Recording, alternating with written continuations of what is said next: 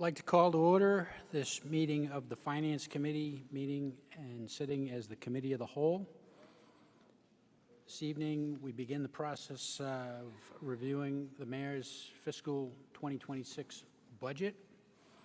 I should point out before we do so that all councilors are present this evening with the exception of Councilor Welton. I did hear from Councilor Welton earlier today.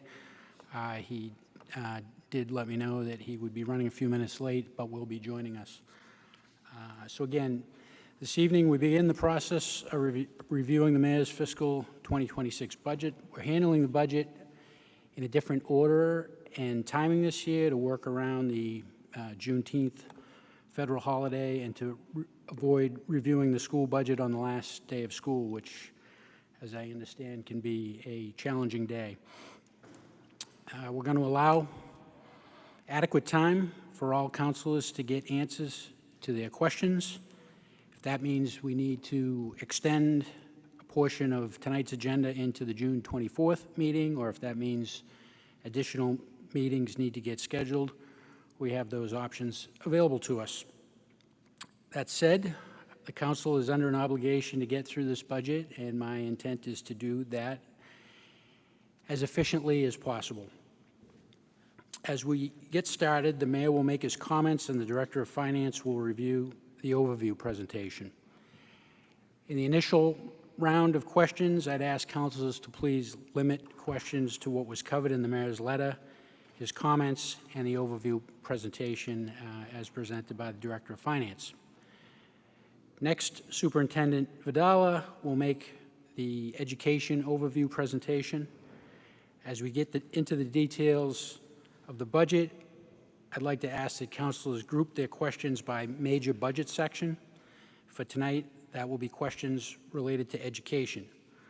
I hope tonight to also get into the enterprise budgets.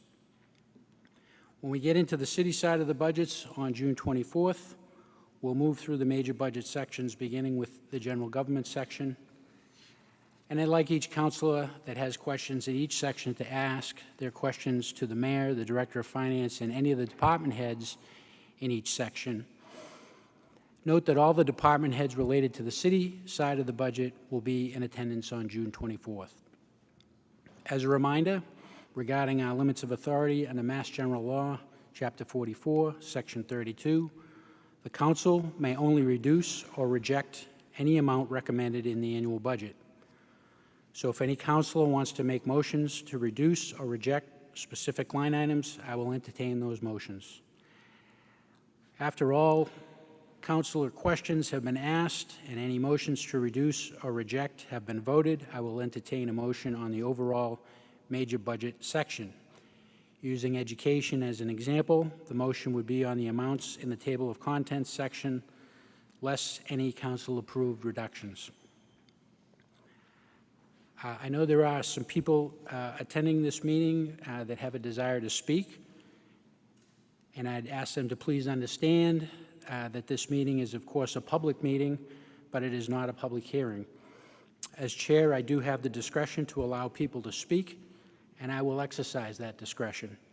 Note, however, that I will impose a 2-minute time limit on speakers so that we can proceed through the agenda as efficiently as possible. Thank you for understanding, and please plan accordingly.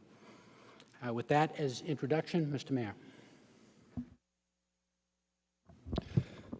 Thank you, Mr. Chairman. Good evening to you. Good evening, councilors. Hope everybody's doing well. Everybody that's here tonight, I wish the same. I am pleased to present for your consideration the fiscal year 2026 operating budget for the City of Peabody. Although significant challenges remain, including skyrocketing costs for equipment and supplies, and ever-rising increases to non-discretionary budget items, I am happy to report that our progress continues and that the city's financial picture remains strong. I'd like to start off, as I typically do, with a workforce update. The unprecedented turnover in our municipal workforce continues unabated. Hiring new employees to replace those who have retired or switched careers have become more difficult than ever before. And in addition to hiring, retaining existing workers is a constant challenge. The pandemic worsened this dynamic considerably among all city departments, but perhaps none as severely as our police and fire departments. Last year, I updated you on our plan to fully restore our police and fire department staffing to pre-pandemic levels and to replenish the reserve list as well to ensure full future staffing.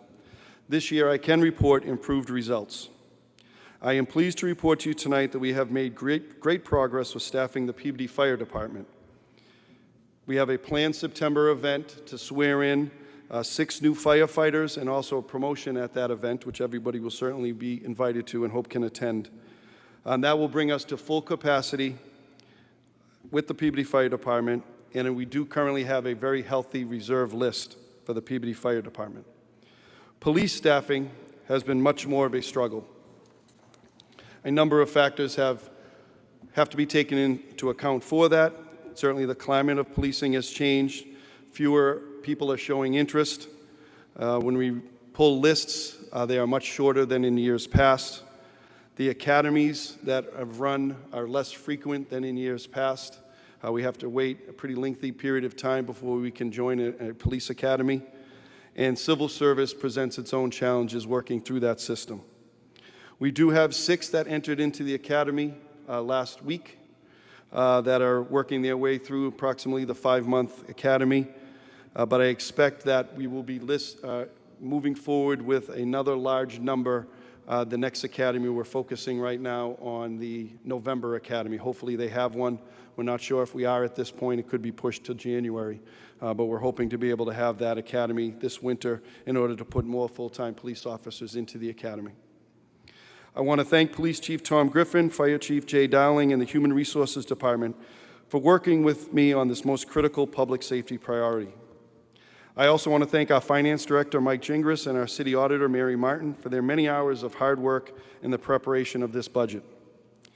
Over the past few months, we have worked with our department heads, who will join us next week, and school officials, some of who are here tonight, to produce a balanced budget which invests in our city's future, delivers the high-quality municipal services our residents and business owners expect, and maintains the affordability and quality of life for which Peabody is known throughout the region.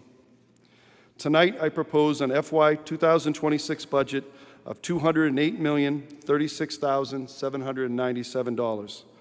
This amount represents an increase of $10,684,601 from FY 2025. This increase of 10.7 is broken down in this manner. $5.4 million increase in education spending and a $5.3 million increase to the city-side budget obligations.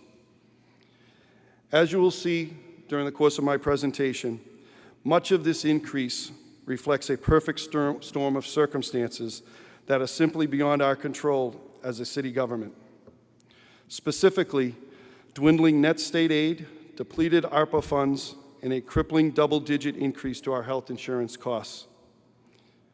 I'd first like to focus for a moment on state aid, and I want to be very clear that this is not a cut in state aid that we've been provided.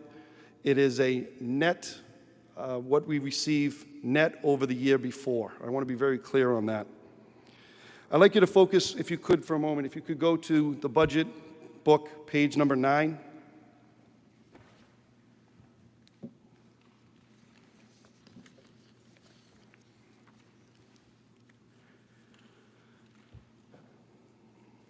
Page number 9. This will show you a breakdown year to year of state aid projections looking for this year, and we're using the Senate budget, which is the most recent numbers we have. But you will see in fiscal 2023, the net change of one fiscal year over another 3 years ago was just over $8 million. Fiscal 24, 2 years ago, the net state aid was almost $4.6 million. Last year, 2025, the net aid was $1.4 million. And this year, FY 2026, we are looking at $422,000 over last year, net over last year. This has a dramatic effect on our budget. With less state aid to support city budget growth and inflation, an added burden is placed on our taxpayers. Now, I have been told that we may receive additional state money at some point in the future, and that certainly will be helpful. But we are making our budget right now. We are trying to meet our obligations for the fiscal year that starts July 1st. As city officials, we must act now, and we don't have the luxury of waiting. The city side of the budget increase is $5.3 million. Although we were able to increase investment in public safety, the city side budget increase is primarily driven by increases to non-discretionary budget items, such as health insurance, retirement funding, liability insurance, and our Essex Tech assessment. I will touch a bit more on each of these items in a moment. The proposed fiscal year 2026 budget will be funded through a combination of increased local receipts, including hotel and meals tax, which continue to rebound from the pandemic, motor vehicle excise taxes, offsets from city revolving accounts, reserves, and an increase in the tax levy. Additionally, our building permit fees continue to be strong and increase year to year. As you may know, last year was the final year we were able to utilize ARPA funds to supplement our budget. If you recall, I presented a plan to utilize these funds responsibly so we wouldn't face such a steep financial cliff that other communities have faced. I said at the time that we needed to avoid a kid-in-the-candy store approach to these one-time funds. 4 years ago, we used $4.5 million to offset our budget. 3 years ago, we used $2.5. 2 years ago, $1.5, and last year, $1 million. I think that was the responsible way to utilize those funds. I stand by that. However, it still created a $1 million budget gap for this year. And then the biggest area of concern, not just this year, but for the future, I think everybody knows, is health insurance. This year's health insurance increase is 14.19%. It is unprecedented and unsustainable for all cities and towns at that number. We had grown accustomed to single-digit increases of 5, 6, 7%, which created their share of hardships, but were somewhat manageable. A nearly 15% increase, however, with another double-digit increase predicted for next year, wreaks havoc on our budget. And again, not sustainable. There's no bigger topic in discussions with my peers and in our organizational groups than this dramatic increase in health insurance. As always, we will monitor changing revenue circumstances throughout the summer and fall, right up until tax classification in December. I want to take a minute to highlight a few of the items that drive this year's budget increase and that factor into our tax levy projections. Each budget cycle, before I propose any single new investment in people, projects, equipment, or materials, the city receives a bill for the following items: employee health insurance, of course, retirement funding, the Essex Tech School assessment, and other contractual obligations like general liability insurance, busing, trash and recycling, mowing contracts. As residents, all of us receive bills for gas, electric, cable TV, home and auto insurance. These bills must be paid on time and in full. There is no negotiating and no wiggle room. That's why we call them non-discretionary budget items. And just like those household bills we all pay, these non-discretionary bills keep going up and up each and every year. In a moment, I will run through these year's increases for each budget item and specify which are non-discretionary. An additional driver of this year's budget increase is the cost of living adjustments for our city and school employees. All of our union contracts, I think all of you know, all of our union contracts expire this summer, 15 city unions. We are currently in negotiations with a number of our city unions right now, and I expect a great deal of work to take place over the summer. And I will keep everybody updated as we move forward and progress. As a mayor who negotiates contracts with each of our employee bargaining units, I do have some discretion here, and I've always felt strongly that our hardworking municipal employees who deliver the services that our residents and businesses owners expect deserve a cost of living increase, particularly during these inflationary times. I respect those who feel differently or who believe the adjustment should be higher or lower, but I will, as always, negotiate in good faith and with the best interests of our city workers and the taxpayers they serve in mind. And I believe this will be my 5th round of negotiations with all of our city unions. Our employees are the most important resource we have as a city. Each day they protect our lives and property, educate our children, maintain our parks and playgrounds, run our elections, promote public health, safeguard our drinking water and other natural resources, advocate for our veterans and seniors, support the business community, protect our sensitive data, fill potholes, repair sidewalks, answer phone calls and emails, and maintain the city's finances, among so many other obligations and responsibilities. Employee compensation is the largest part of our budget this year and every year. Hiring good people and keeping them on the job is more difficult than it has ever been.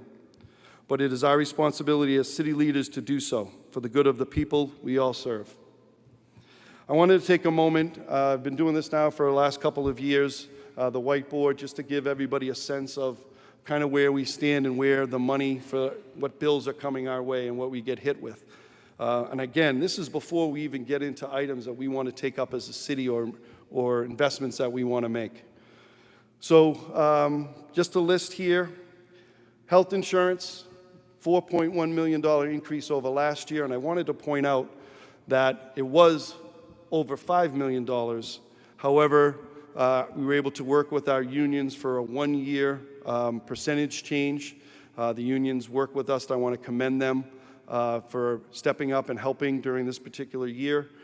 So that allowed us to decrease it from over $5 million to $4.1 million increase for this year.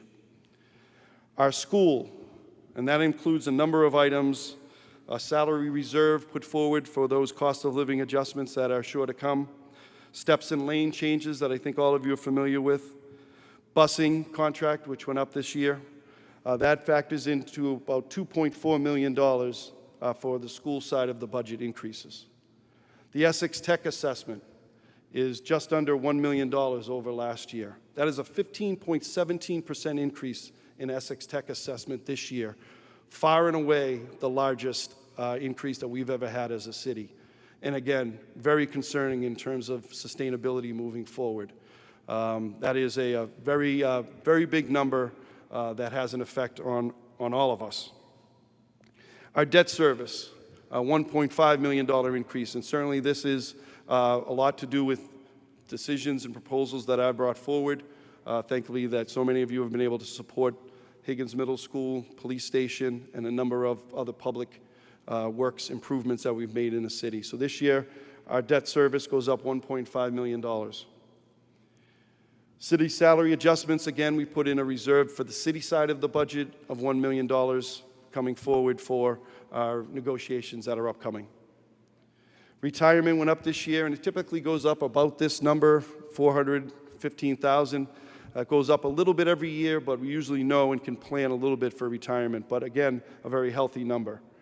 Our liability insurance coverage for all the municipal assets, buildings, that went up $185,000 this year, and trash and recycling went up this year $133,000.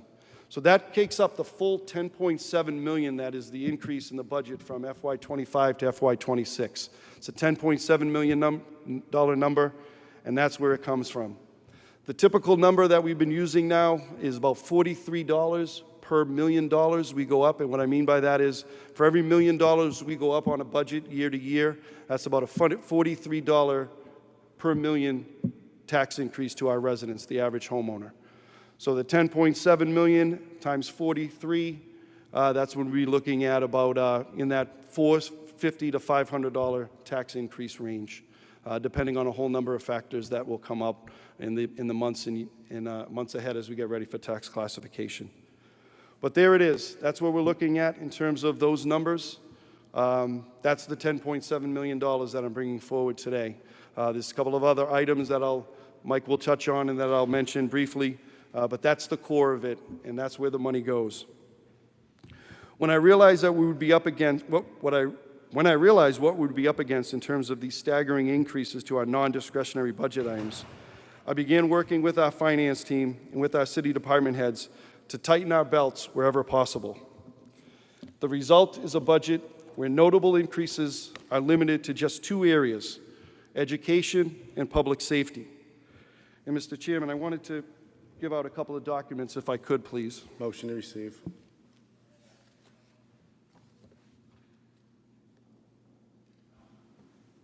These are two separate documents, Mr. Mayor? Yes. I'm going to call those late 4 and late 5.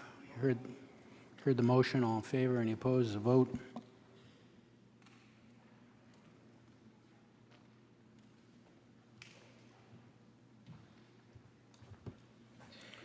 And I'll explain these documents in a moment. One other document I wanted to provide as well, Mr. Chairman.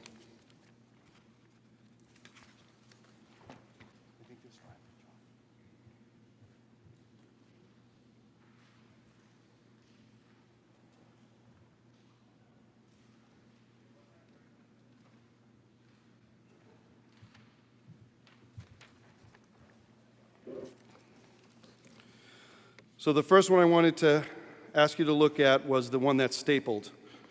And this is really the first 2 pages of the big budget book that kind of breaks down the different sections of a municipal budget. And as you will see, the first large component, large number of departments is under general government. That's primarily City Hall operations. And you will see, and I've tried to circle the numbers, the general government budget as a section is going down 0.3% this year. It's a reduction of 0.3%. Public safety this year is going up 3.2%, and that's police and fire, emergency management. We do have an increase of 4.2% for police and 2.7% for fire. So it's a 3.2% increase for public safety. For public services, we have a 1% increase in public services, and that's $130,000, which is specifically tied to the $133,000 that went up to the trash and recycling. So the increase in the public services is specific to one item, and that is the increase in the trash and recycling contract. The next page is human services.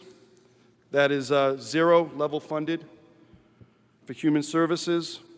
And culture and recreation went up 1.5%, and that's tied to 2 specific areas that I think are known to you certainly. One is there's a requirement to maintain certification with our library that we're supposed to increase the amount of money that goes specific to books, and you will see that that was an increase of nearly $25,000. And the mowing contract went up this year, up to about $46,000. So that 1.5% is specific to those 2 items, library books and the mowing contract. Those are items that we work with our department heads again. Those are discretionary. Those are areas where we're able to tighten our belt, make some difficult decisions, but those are specific to city operations. The remainder are outside of our control. Again, things we've talked about: debt service, retirement, employee benefits, health insurance, workers' compensation, the Essex Tech. And you will see, taking away Essex Tech, we're still increasing our schools by 4.7%. The biggest increase in any department in the city, and it should be. The second page also I found very interesting and wanted to provide. That breaks down in one sheet what the book basically is going to show you, and that's increases year to year. And you will see on the far right, that column, that breaks down in order the amount of increase to each specific area of city government. The largest being education, which is $4.4 million, or nearly $4.5 million. Insurance administration, which is the health insurance. The education that's listed there, that includes the health insurance increase for the school side. Debt service, North Shore, Essex Tech, police, and then it goes retirement, then it goes down. And you will see that there's just about half of the departments either have a 0 level funded or they have a reduction in the amount over last year. So that gives you another perspective as to where we were able to tighten our belt in every effort we made as a city to do so. Again, trying to focus where we do have some discretion and some funds to have that go to education and public safety.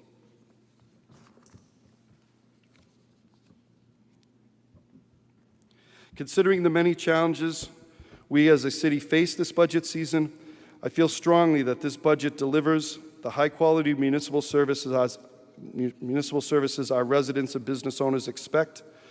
It also strives to maintain the affordability for which Peabody has long worked towards and achieved. As you'll see during Mr. Gingras' slideshow, Peabody residents will once again pay among the very lowest residential tax bill in Essex County and among the very lowest in all of the state of Massachusetts. I respectfully request your support for this budget, and as always, I thank you for your commitment to the city of Peabody. I will certainly be here all evening to answer any questions and add anything that I can to this discussion, but I'd like to turn it over, Mr. Chairman, with your approval to Mr. Gingras and Mary Martin for their presentation. Thank you, Mr. Mayor. Mr. Gingras.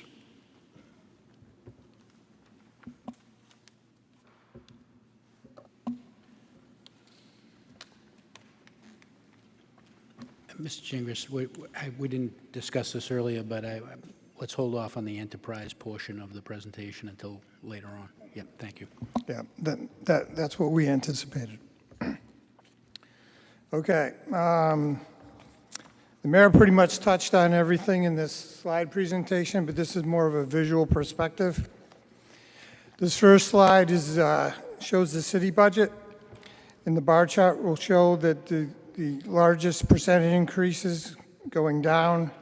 We have debt service, then employee benefits, then personal services, supplies, purchase of services, capital outlay, professional services, and then a little increase in other charges and intergovernmental, and that's primarily the increase in liability insurance.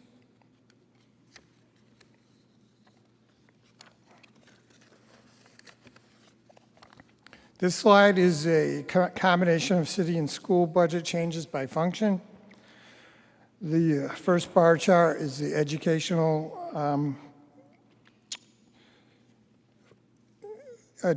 function, 5.4 million. And all the rest of the bars are the city side of the budget that totals 5.3 million, with the largest increases in employee benefits, debt service, public safety, public works, as the mayor said, for trash contract, and culture and recreation, that's the parks for the mowing contracts.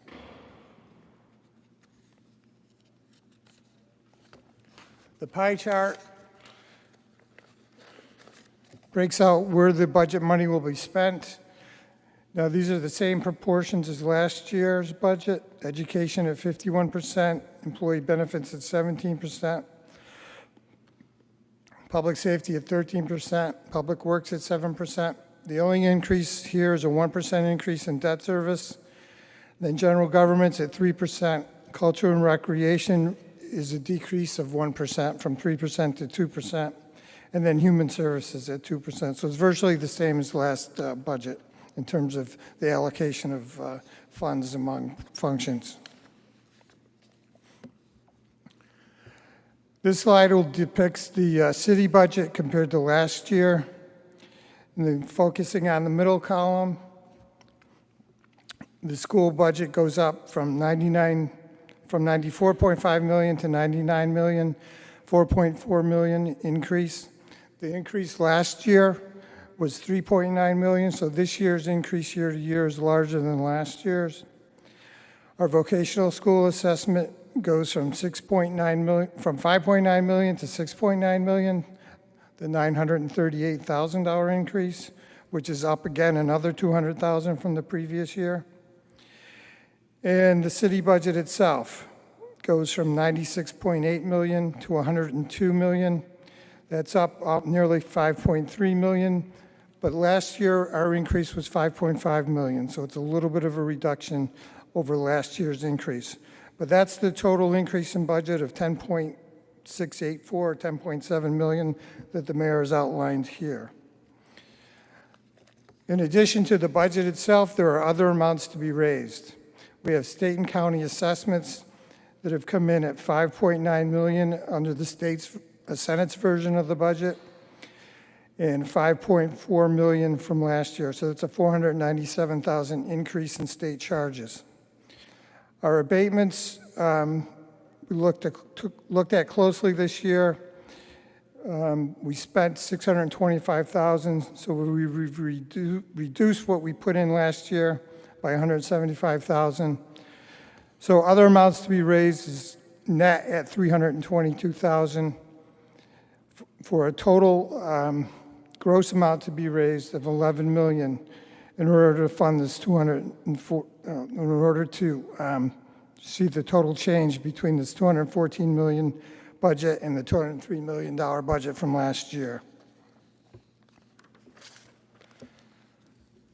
This slide shows us how this budget is going to be funded. And this is our first projection. We'll be continuing to look at this up and through the summer and the fall till we get the tax classification. But focusing on the middle column, we're proposing to increase our use of free cash to $2 million. Our parking revenues at $65,000. That could be adjusted. We're taking a closer look at that. We no longer have the health trust funds available, so that's a zero. Our school revolving to fund some custodial, that's at $185,000. Our ARPA funds at 1.1 are no longer available, that's at zero. Our net increase, our state aid is at $49 million. That increase is $941,000 from last year. However, on the previous slide, I just showed that we had a $500,000 increase in charges. Local revenues, we're going to be taking a closer look at, but for now, I'm showing a $787,000 increase. Indirect costs are coming in at $70,000, and our tax levy, in order to balance out the budget, is going to be $140 million. That's a $10 million increase over last year's tax levy. And that total amount to be raised comes out to the $11 million.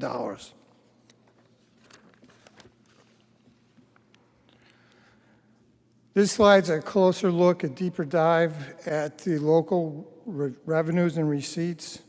As the mayor indicated earlier, our motor vehicle is trending strong.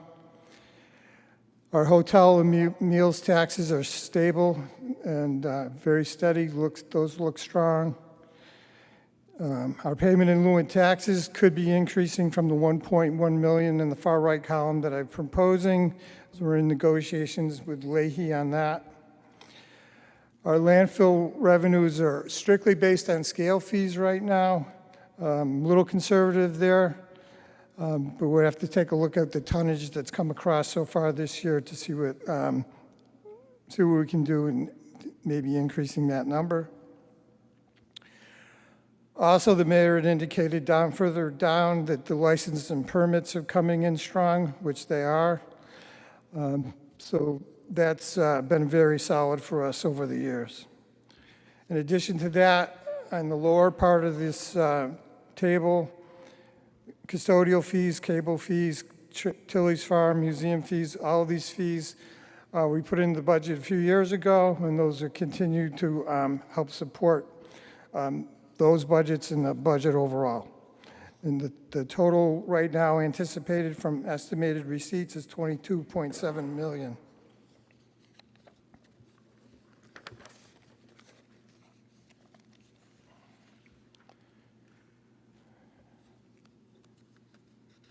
Next slide, no?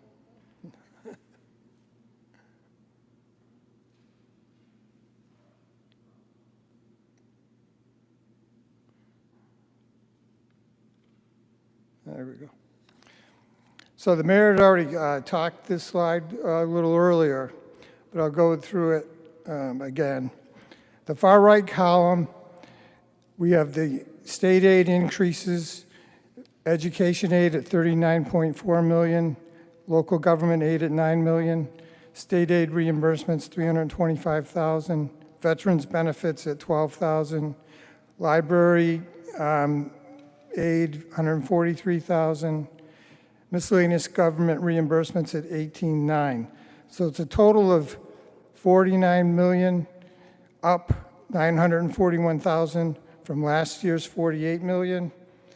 However, as you can see, the state assessments, the line in red, is increasing from 4.9 million to 5.4 million, giving a net increase in state aid of 43.5 million compared to 43.1 in the year before, for a total change of 422,000 that the mayor talked about earlier. This next slide breaks out those state charges, gives you a little idea of what's involved with the state charges. And we have the far right column, the latest version. So we have mosquito control, 98,000, air pollution, 18,000, MAPC, Metropolitan Area Planning Council, 32,000, RMV charges, 65,000, MBTA, 1,382,000, special ed, 20,000. But the real changes occur here at school choice. Last year, 439,000. This year, 512,000. Charter school tuition was 4.8. Now it's up to 3.2. It's nearly a $500,000 increase in the tuition assessments for students. So our estimated charges have increased to a total of 518,000.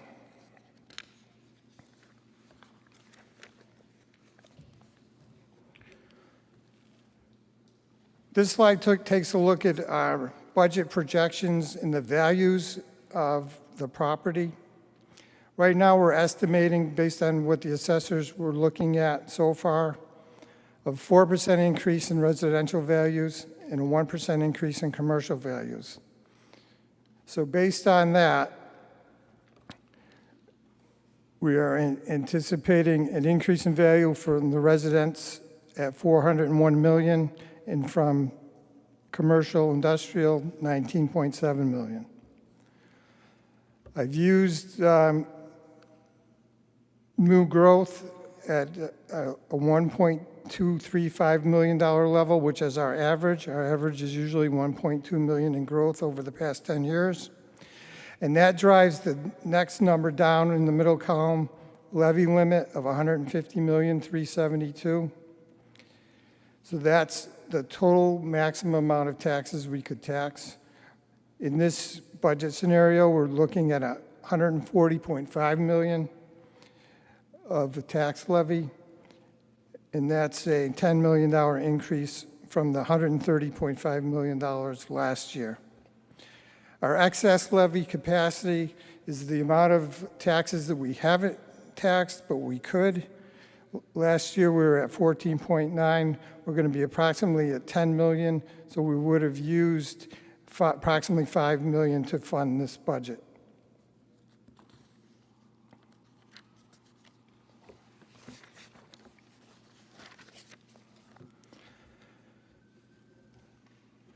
So this slide shows the tax impact with the assumption of 4 and 1%, and what the tax levy would look like for a $10 million increase.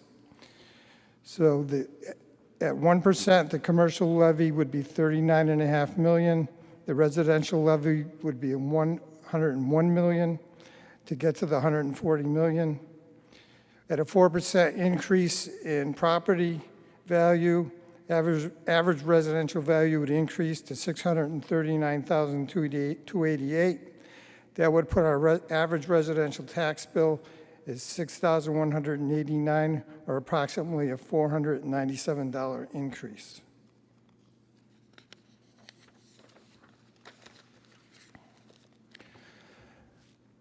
This slide shows the potential impact that the level of commercial value has on residential taxes. And if you look from left to right from each column, I have a gap going from 1%, 2%, 3%, 4%, 5%, 6%.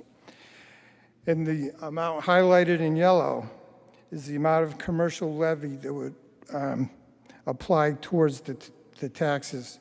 And at 1%, it's 40.2 million. At 2%, it's 39.8, and it keeps declining. Now, the projection we're using for tonight is the 39.5, the middle column, but it could go to 39.2 or 38.9 or 38.6, depending on how the values fall. So that'll give us a range of taxes anywhere between 457,000 to 550,000, just depending on where the values fall in terms of the commercial to residential real estate.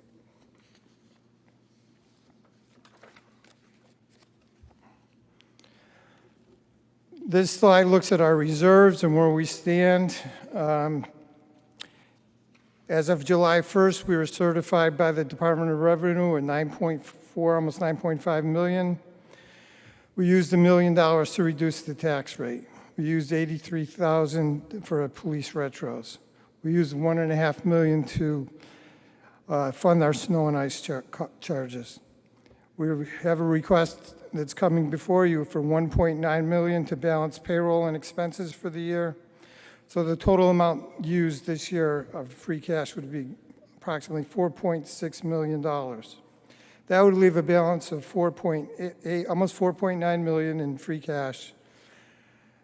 And the next column is a stabilization fund where we have $3.6 million.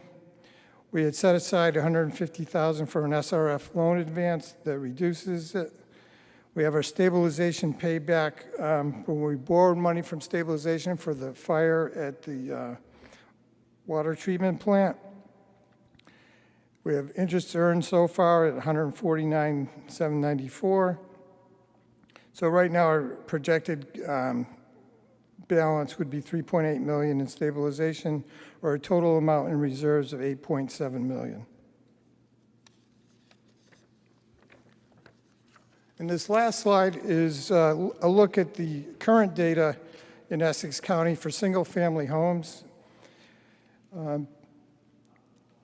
Peabody, if you look down fourth from the bottom, is Peabody.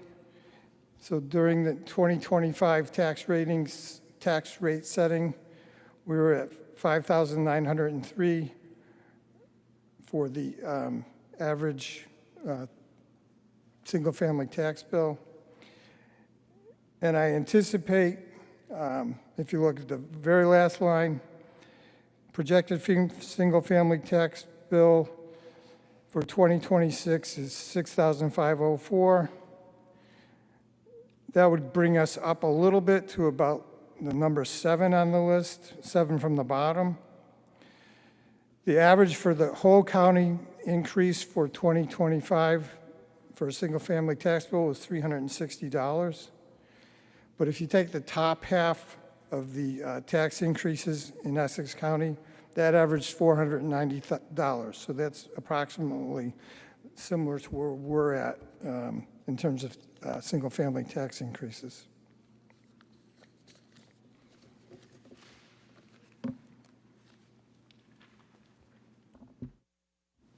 Thank you, Mr. Generous. Questions from the council? Councilor Turco. Thank you, Mr. Chairman. Just a few quick questions, Mike. New growth, you had a drastic decrease in new growth for the residential side. What dictates that drastic increase? It was somewhere around 22 million in that ballpark.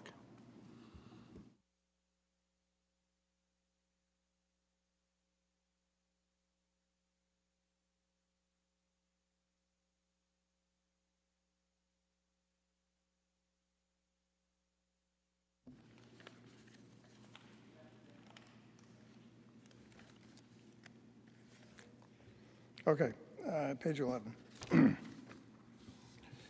Page 11. Yeah, so what I did was, Page 11. page 11. What I did was I used the FY 2024 values, which were 86 million, but they're at a higher rate because the 2025 rate was higher than the 2024 rate to project this 1.2 million. On average, over the past 10 years, we've averaged about 1.2 million. There were some years we were at 1.4, some at 1.1. But I use that Stand by, number. Mike, and just so I can, because I don't, you mentioned that 1.2, 1.4. I don't know what number you're referencing. Okay, so down the, okay, can we stick to just the new growth in the second paragraph, we'll call it, where it says new growth residential, where you have actual 2025 budget, 63,832,000, and then proposed for 26, you have 41 million. So it's $22 million decrease. That's the number I'm actually inquiring about. You know, why a $22 million decrease in potential new growth for residential? How do you get that to that number?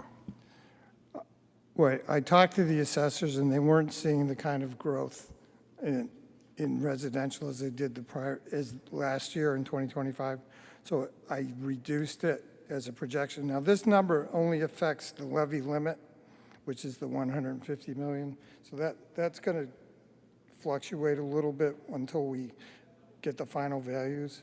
But yeah, the reason why I did that was because residential values or residential growth wasn't coming in from what the assessors could see anywhere near where it was last year. So in essence, for the layman, you're just saying property values have decreased. No, I'm not saying that. you're I'm not. saying the growth. So there was not as much new residential construction as there was the prior year. Okay, but we're looking at 2026, so do we factor in, or can we factor in things like the ADUs, which we know will likely generate millions of new growth for 2026? So, you know, I believe Kurt said at the last meeting, he had, I want to say 10 or 12 in line already to build. So there's 1.2 million in potential new growth at $100,000 an ADU. So if things like that factored in, whereas we know that's going to take place in the fiscal 26. Yeah, that's a good point, but it wouldn't take effect until the FY27 budget because the values are based on January 1 that would be 21 of 26. Okay, that's what I was trying to figure out, whether you could factor in, because we also have some commercial projects that we know are going to take place. All right, so I'll move on from that excess tax levy.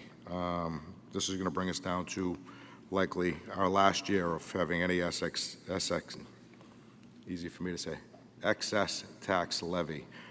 We have 5 million remaining. So fiscal year 2027 will likely be the last year that we have anything available at the rate that we've used it, at 5 million per year. So what's the forecast, Mike? You know, we get to fiscal 2027, not looking much better. We have no excess tax levy in 2028. We're bound by Prop 2.5. I guess it's a bit rhetorical, but I guess I'm looking for somewhat of an answer. It doesn't look like we're in good shape as far as losing that excess tax levy.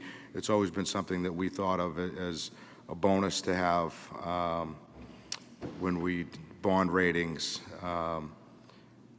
You know, I've recently learned more about bond ratings and the fact that the new growth and debt service are two of the largest factors in determining our bond rating, and we're not doing too well in either of those either. You know, the debt service is getting up there, and new growth is down, as you just pointed out, 22 million. So I guess, am I correct in that assertion that in 2027, when we do fiscal year 2027, we will likely wipe out any excess tax levy, and then from that point on be bound by Prop 2.5? Well, I'm projecting approximately $10 million will be left in excess levy capacity after this budget. And then depending on how judiciously that's used for FY27 and FY28, FY29, it could last, but we can't keep spending at the level we're spending without using it. because we don't have increases in state aid like we did during the pandemic, and we don't have increases in local receipts to help offset that. Okay, so actually I misread the tax levies. We have 9.8 million remaining, so if we use 5 million, we might get through 2 fiscal years. But then at that point, I'm just trying to understand it. We're then, from that point on, bound by Prop 2.5, so anything over 2.5, and coincidentally, that's when the high school comes on, potentially comes online, which is not, reflected in the debt service.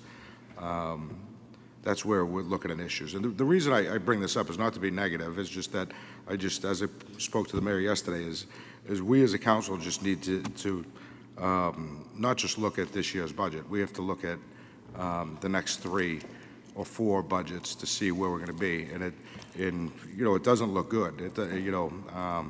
I like the glass half full, but I've watched countless other city and town budget meetings, and they all have the same. It's not just Peabody. There are most cities and towns are under the same assertion that 2027 and then 2028 are going to be much more difficult. What makes it even a little bit more difficult for us is losing that excess tax levy. So I guess that's why I'm asking the question.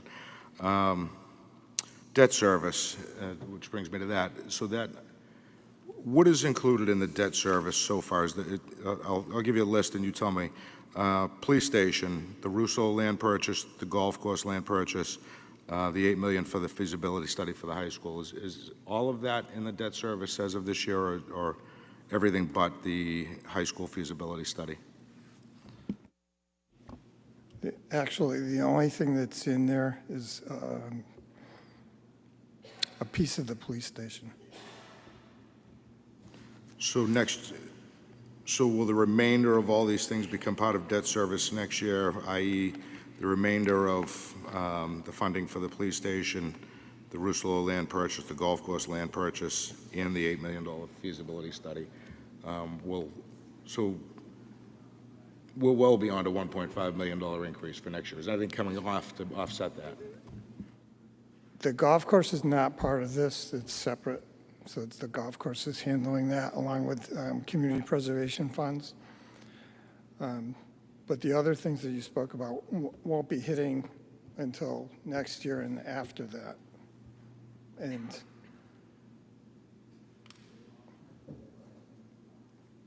I wouldn't say it's going to be an equal amount of increase.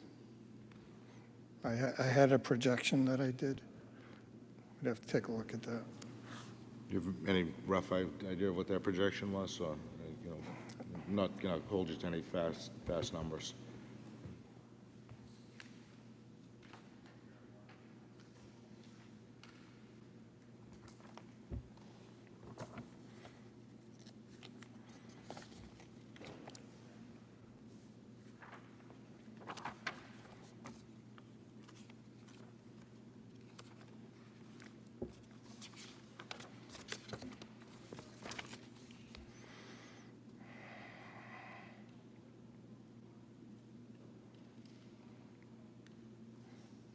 Yeah, I was looking at about a $500,000 increase overall.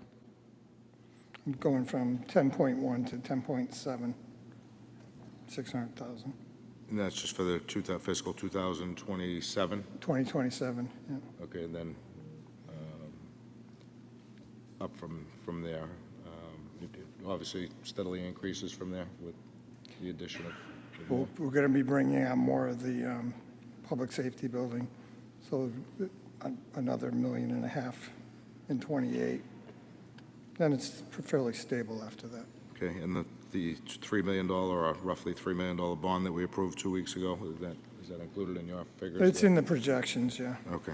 All right. Last question, for now anyway.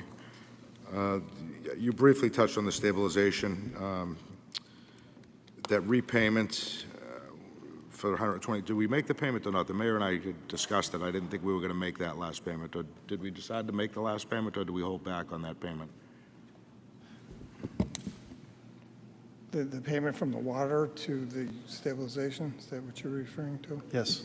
Yes. It Yeah, was paid out of the Water and Sewer Enterprise Fund. yeah. The I think we have a couple more of those to go. Oh, okay. Yeah, It's still, I thought this, okay. yeah. But yeah, it was paid, Council Turco and I did speak about that, and it was paid out of the, or it's set to be paid out of the water and sewer. Okay. All right. Actually, I think it's this payment and one more, Mike, if I'm not mistaken. So there's one additional payment. So the payment was made, because I thought we were going to hold back on that payment and maybe utilize it. I thought if it was in the city side, I was thinking of that as an option for us, but being in water and sewer, we're not looking at an increase. I didn't think that that would be the move to make. I get you. All right. I'll hold off on any other questions. Thank you. But that was a good suggestion, Council, and that was kind of what factored into it. Thank you, Councilor Turco. Councilor Manning Martin. Thank you, Mr. Chairman, and this is not a criticism, but rather I had spoken to a few councilors this evening, and we were not aware or prepared, maybe we missed the communication, that would be having the presentation and do a partial of the city side budget. I was prepared, as the colleagues that I spoke to dive right into the school department as it was advertised and publicized for, I think, public participation as well. So I'll be refraining from any comments of pertaining to this portion of the presentation because I wasn't prepared for it to be conducted this way. It's a little disjointed for me. So I'll be holding any comments on this portion until we get to the city side next week. And I'll just wait till we get to the school portion that I think most people are prepared for and waiting for. So, thank you. Thank you, Councilor Manning Martin. Just to clarify, the agenda did go out on Friday specifying what would be covered in this meeting, and thus far we've covered exactly the same content as we do in every budget cycle up front. So, you know, I think any questions that you would have had in a prior session are fair game tonight with respect to the overview presentation that we always get on the first night and the mayor's comments that we always get on the first night. So I don't want you to necessarily hold back. You know, the only thing that we've changed the sequence on is that we're doing the detail on the city side at the second meeting versus the detail on the education budget on the first night. That's the only difference. Yes, and I understand that. It's just very disjointed for me. And so I may revisit questions that pertain to this portion when we get to the city side. And again, I think there are a lot of people waiting to get to the school budget, and that's why they're here. So again, I will refrain and I will withhold. If I have any questions, I'll be more prepared at that time. Yep, Thank you. totally fine. Thank you, Councilor Manning Martin. Other councilors. Councilor Peach. Thank you, Mr. Chairman. Through you to Mr. Gingras, I know you said you were working on the debt service projections. I did request that. I don't know that it was in a form of a motion, but we were told we would get the projections when we voted on that $3 million bond a few weeks ago, that we would have those for budget time. Similar to Councilor Turco, I am concerned. I mean, I'm concerned with this tax increase, but I'm concerned for when we go to finance for the high school. Every single counselor has voted in favor of the high school. We all want to see that. I think the entire community is ready for a new high school. I don't want to have to see that go to a Prop 2.5 vote. And without knowing what the debt service numbers are, and if we get to the point where we don't have a tax levy and we get bound by Prop 2.5, we're going to have to make really hard decisions. And I say we will have to make them, but Mr. Mayor, you will have to make them, or whoever the mayor is, because I mean, those will be significant budget cuts to be bound by that 2.5%. I understand these numbers up here are kind of set in stone. You talk about non-discretionary bills that we have in our households. I work in the private sector and I haven't seen a cost of living increase in 3 years since the economy tanked. And my non-discretionary bills have increased every single year. We have to start looking at, this is a really hard budget for me. Again, and I agree with Councilor Manning Martin, I was prepared more so on the education budget for this evening and the enterprise budgets. So I will have additional questions as we get to the city side. But my only other question is about Essex Tech. That's a significant increase.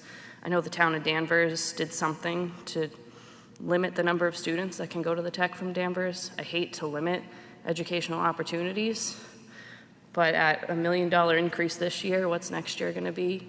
And that's taking money away from Peabody public education students. So if we can explore what can be done in the years to come to decrease, our commitment to Essex Tech, especially as we plan to open up our own technical school back up at the high school with those future plans pending having the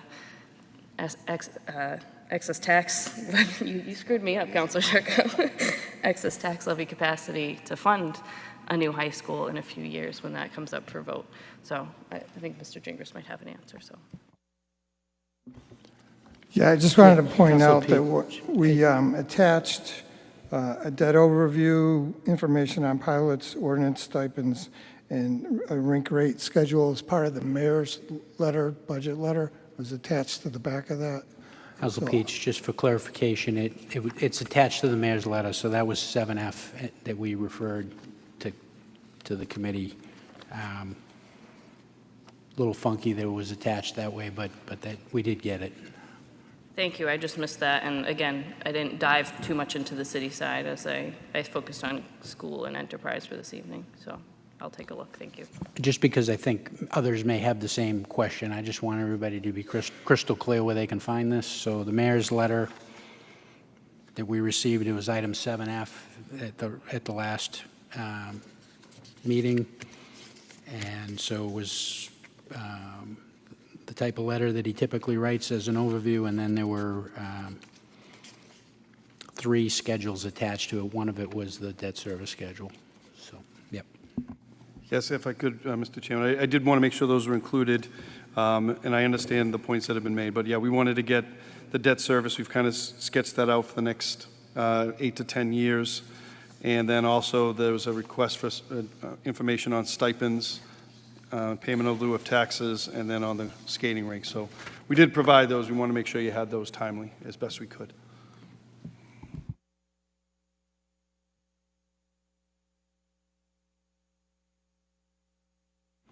All set, Councilor Peach. Thank you. Councilor Higgins. Thank you, Chairman. I have a question for Mr. Gingras. I'm not going to. I have the same sentiments as the councilors that spoke before me.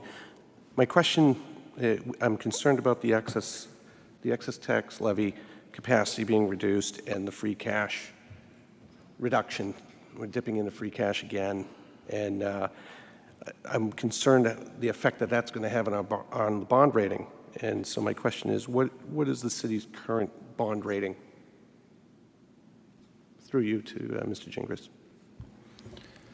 It's a very timely question. We had a call with Moody's the other day, and they came out with the bond rating today, and they held our bond rating at AA3. They said some very good things about the city. I'll have that report tomorrow, and I'll release that to the council. But it's very positive. And they actually took a look at the potential funding of the high school and had some very good things to say, too.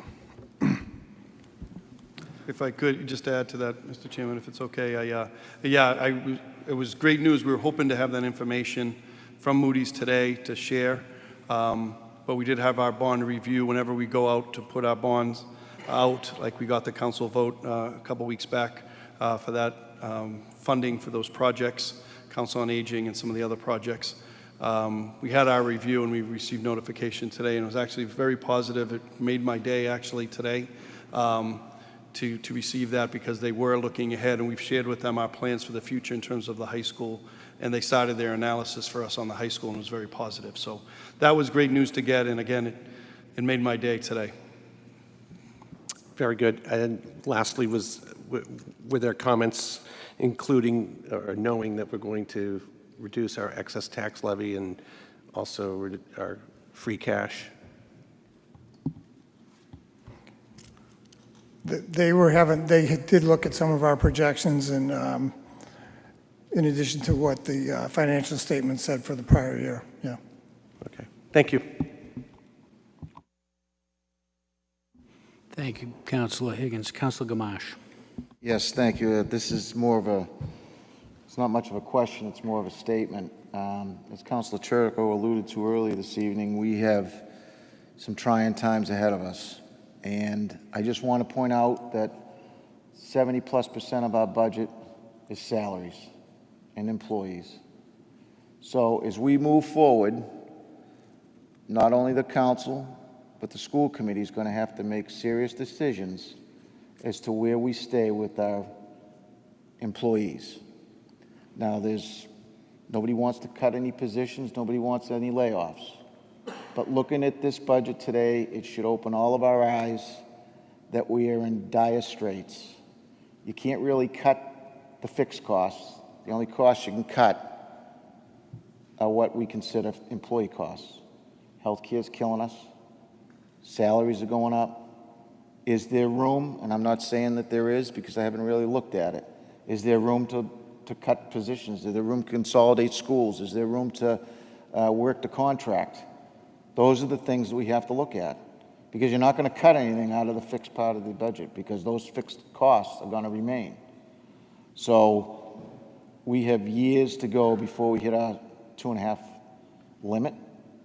But I just wanted to let everybody know that the decisions that are going to be made are going to be tough decisions that involve employees. So with that being said, I just want to make sure that we all understand that in the next couple of budgets, employees are going to have to, we're going to have to take a hard look at them. And whether we decide to do that with the school side or the city side, I don't know. But it's time that we look at that in the future, because we cannot continue to move the direction we're moving. Some of the people say that we're overstaffed in administration on the school side. I tend to agree. But I also agree that on the school side, there's work to contract. School size, class sizes are something that you have to look at. Buildings are something you have to look at.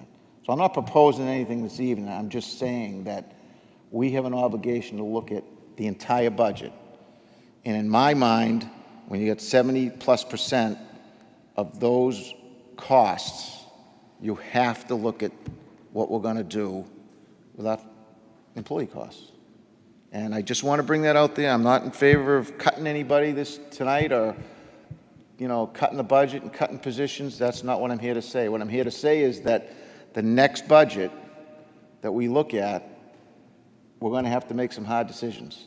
And when you look at a budget that's got, you know, like I say, 70+% and 30% of fixed costs, we can't do it. We can't continue to go this way. So I just want to enlighten the council and the school committee members that are here that we can't continue to go this way. And I would hope that the mayor would create some type of a meeting in December and February of each year, a mutual meeting between the school department and the city council, and discuss where we're going so that when we come up in June, we're not having all these, we got to do this, we got to do that.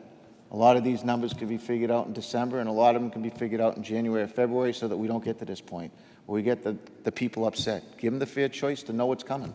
That's all I ask. So with that being said, thank you for allowing me the comments. Thank you, Councilor Gamache. Councilor Turco, just one administrative thing. Late one, where it was a number of responses to motions you made. I just want a quick motion to receive.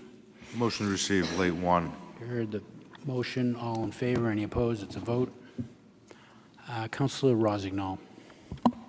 Thank you, Mr. Chairman. through you to Mr. Gingras, looking at the mayor's sheet briefly, because I didn't realize this was actually here. So is it my understanding that back page, the items coming off of debt service are the ones that don't continue down the line item past 2027?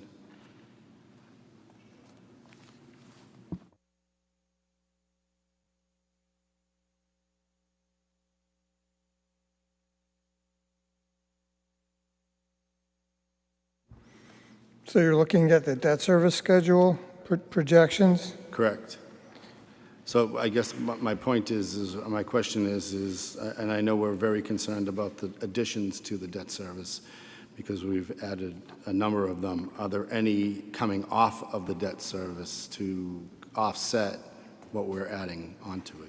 So if you look at the first line, that's the existing debt service. So it's 8.9 million, then it goes to 7.8, then 7.2, then 6.7, and then the negatives are what is coming off. Do you see that? Yes. And then what I did was I projected what the additional debt service would be for the public safety building going forward, because there's going to be various issues, bond issues, and then all of our other general debt. So you can see that we will gradually go from 2 million to 3.8 million to 4.2 million, and then we're going to go to 4.5 million out for 30 years for the public safety building, and then the other general debt.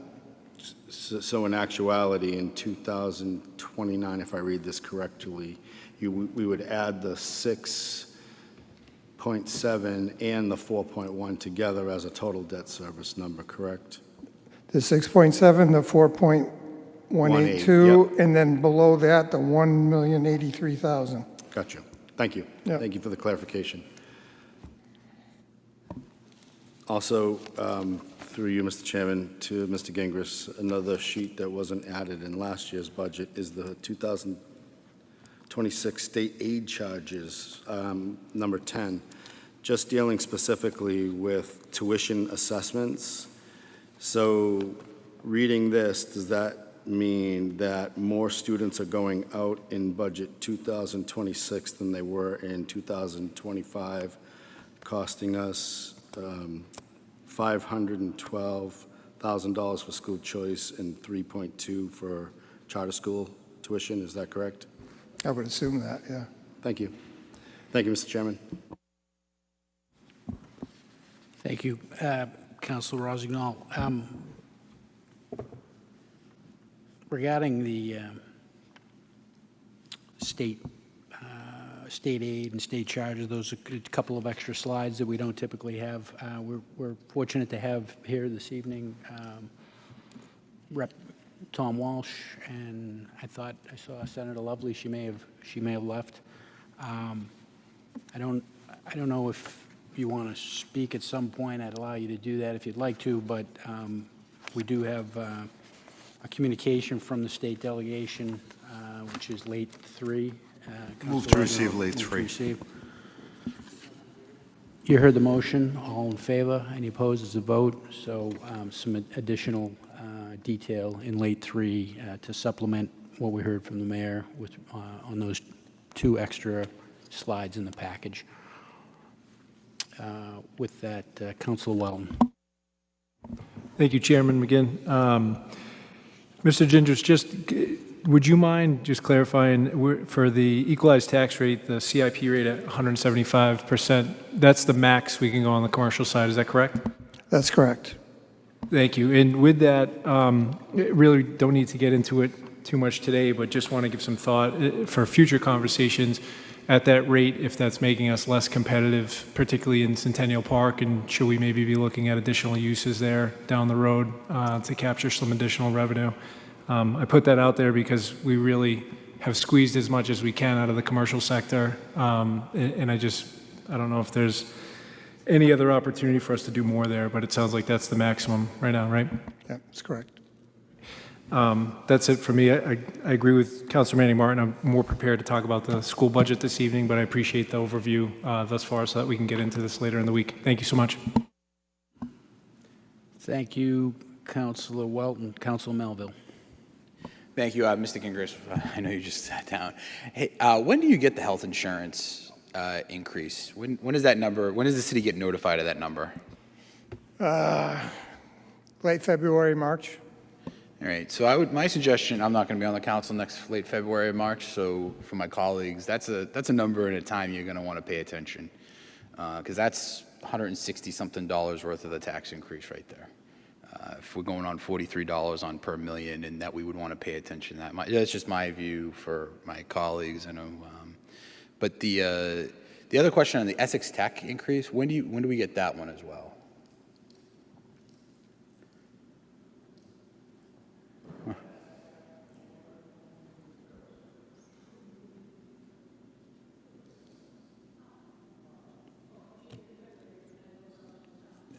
So there you go. So February, March, it sounds like, is a time frame that's pretty important regarding this budget season, and that's 50% of the non-discretionary increases that we're talking about tonight. So I think that's going to be a timely discussion, especially as we move into building a new high school and a public safety bill. I can tell you, I talked to some colleagues in other communities. Most communities are having similar discussions that we're having, or actually they're much more dire in many cases. They couldn't. There have been, as Mike and I have talked about in the past, and Dan just said, there's been a number of communities that have actually rejected building new high schools and building new schools in their communities based on their future debt servicing and how that was going to impact how they're going to operate. And Peabody, we're building a public safety building and a new high school, about $400 million, $90 million for the public safety building, so about $490 million. You're going to be limited on what you can do in the future, and I think that's part of this discussion, this budget. So I think this discussions coming by my councilors long term are the appropriate discussions, and I'm heartened to hear that from you. But when you're building a high school, the way it was described to me, that somebody that's very involved in this process says it's like fighting a ground war in Southeast Asia. Everything goes to it. So when this high school is being built, along with closing out the public safety building, that's all that's going to be happening. And I would just caution folks with, what they want to do and to contain that, because we're about to get a really great addition to the community, which is a new high school. So a lot of that is going to go it's going to go somewhere and do something for this community. So thank you. Thank you, Councilor Melville. Councilor Gould. Thank you, Mr. Chairman. Through you to the mayor. Mayor, you were able, maybe 10 years ago, you were able to switch our health insurance from Blue Cross Blue Shield to the GIC, and that lasted 2 to 3 years, and then we went back. Is there any opportunity to find a lower plan? Thank you, Councilor. Yes. So back in, I want to say it was 2016, around there, 2015, we did move forward with a move and signed a 3-year contract with the GIC to leave Blue Cross Blue Shield. There was savings in year 1 of that agreement, no question about that. But then that changed in year 2 and 3, and working with our Peabody Public Employees Coalition, which we negotiate with in terms of health insurance changes to plans and things of that nature, we felt that it was best to move forward and go back to Blue Cross Blue Shield. Right now, we did certainly have looked into that. That's something we need to and always should and did look into. We're not seeing the savings on GIC right now as well. So, that's still in discussion. We signed a 1-year agreement with the PPEC, the Peabody Public Employees Coalition, for this coming fiscal year. And certainly we will be meeting over the course of this fiscal year to discuss these items. And GIC is always something you need to look at, but we're not seeing the savings on the GIC right now. Thank you, Mr. Mayor. Thank you, Mr. Chairman. Thank you, Councilor Gould. Councilor Turco. Thank you, Mr. Chairman, for the opportunity to speak. Just one question, because it was in the line of questioning regarding insurance. Mayor, I know that over the last 3 years, I've mentioned this at the same time every year. Why do we not just set a hard and fast date for all new employees to be at a certain percentage? I actually gave you, maybe 2 budgets ago, the schedule for the Port Authority in the state of Massachusetts, where in 2012, all employees went up to 20%. 2018, they went up to 25%, and I believe in 2022, some are at 30%. I don't think that's a negotiable item anymore. I don't think that we don't negotiate health insurance with the Teamsters Local 25. That is, I believe it's the Evergreen Clause or whatever, which prevents, but again, leave current and existing employees at the rate that they're at or have agreed upon, and any new employee after January 1st of this, I would say July 1st at this budget cycle, set the new rates at 20 or 25% or, whatever it may be citywide. We know it's not sustainable. I hate to pay my health insurance. I'm fortunate to be at one of the ones at 20% because I was hired prior to 2012, and those that were hired after 2022 at 30%, I feel for them. But that's, I think it's fair. I mean, the current employees that are here took their jobs, with the assumption of a health insurance payment that they were going to make. I think they were more than fair this year to go up to 5%. As I've said to a lot of union members in this city, there are times when, as a labor union, you need to look around and feel the environment around you and take a sacrifice. So I'm glad that they did. But from this point on, I think it's your call, Mayor. I think it's just you set a policy and you set it for July 1st, and every employee that you hire after that date goes up to that percentage. And it's we have to do it. We just again, 3 years in a row I've mentioned it. I know that we needed to do it then, and we need to do it now. So thank you. Thank you, Councilor. And you have brought that up, and I've always taken that very seriously. I do think that it is something that does have to be negotiated. I don't think I can unilaterally do it because of, I guess it's something that I'm going to have to check into, but I believe that it has to be negotiated and has been brought up on multiple occasions and not supported when I have brought it up. So I don't believe that I can just go ahead and institute that where any new employee coming in for their PPO or for their HMO starts at a different rate. I do think that is part of a negotiation. I will certainly double check that, but I don't believe I have that authority. Mr. Chairman, through you to the mayor, and that's a possibility. We absolutely, I've negotiated the last several contracts. We don't have that ability on the state level. Maybe it's different on the city, but I will say that you do have that ability as mayor for any new hires. I think, you had mentioned in your budget letter that you did have some open positions that you would be filling. I believe, and if those are ordinance employees that it needs to start with, and I've also mentioned that in the past, if we need to begin with the ordinance employees, you do have that ability. Those aren't negotiated. They're not CBAs. So, yes, you could set a citywide policy to start. And again, as I've mentioned, it gives you leverage with labor to say, we did it on our side. I would like to do it. Our side took a hit. That's the way it's always worked in any contract I've negotiated. The non-union side took a hit, and it was used to leverage on the other side. So I hope that again, I think that labor had their eyes open going in and made that 5% commitment to you for 1 year. I think there's a possibility of a longer term if you make that commitment on your side that the ordinance employees are going to be at a set rate, effective a certain date. So, just my opinion. Thank you, Council. And I will follow up with that again, but that has been brought up, and I will make sure I understand my authority on this. I do think I have some limitations on that.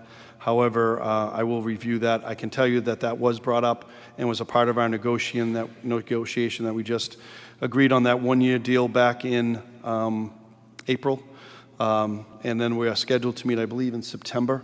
So I'll have that revisited. But I will check in terms of what my authority is in that specific area. I don't think it's as broad as you may think, but I will check. Thank you, Councilor Turco. Councilor Higgins. Thank you, Mr. Chairman. Through you to the mayor. I just wanted to mention, as we all know, the Essex Tech portion of this budget is seeing significant increases over the last couple of years at least, and now we're up to almost $1 million increase. Is there anything in our agreement that would limit increases? That's a good question. I believe that we did look into that. Well, first let me say, and I haven't said it recently, but I did not support Peabody going into Essex Tech. I was really concerned about lack of control in terms of budgets for this very reason. I also had concern about how they were going to allow students in to Essex Tech. I was always in the impression that it was going to be those that were looking for trades, not really college prep, and it's kind of shifted to college prep rather than trades in a lot of respects, which has put our teachers and our administrators at Peabody High School in a very difficult position at times. So I did not support, I voted no on moving Peabody into that. However, it is a terrific school and there's some great education taking place there. But we have no, their budget costs are their budget costs. We have great representation on there, but it's limited representation as to costs and things of that nature. They just negotiated last year, you may remember, there was teacher actions taken and they negotiated a new contract with their teachers and staff that had an effect on this budget, as well as just increases they've made. So I don't know. I believe Danvers has talked about that. I don't think they've taken action in terms of setting a specific number as to the number of students that can go there year to year. But that's certainly something that we can look into as well. When we looked into it a few years ago, we were looking specifically if we have the ability to just withdraw from Essex Tech. We don't have that ability at this time. But in terms of putting a limit on, that is not something that I've really dug too deeply in, and we can reach out to Danvers and see where that stands. But it's worth looking into. And the hope is that if we can build this new high school, that we can keep some of the trades here, some of the students here, and keep that money here. That's the hope. Yes, thank you for that answer. I appreciate that. I have similar sentiments, and I'm just not sure how we manage this this going forward without amending the agreement to put some sort of limit on the increases that they can impose on us. This really catches us by surprise. So I appreciate your comments. Thank you.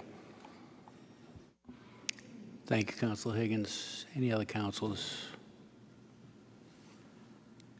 Seeing none, from the overview presentation, Mr. Mayor, the most concerning, we've heard it from multiple councilors about the kind of the long-term picture, and I know you're concerned with that.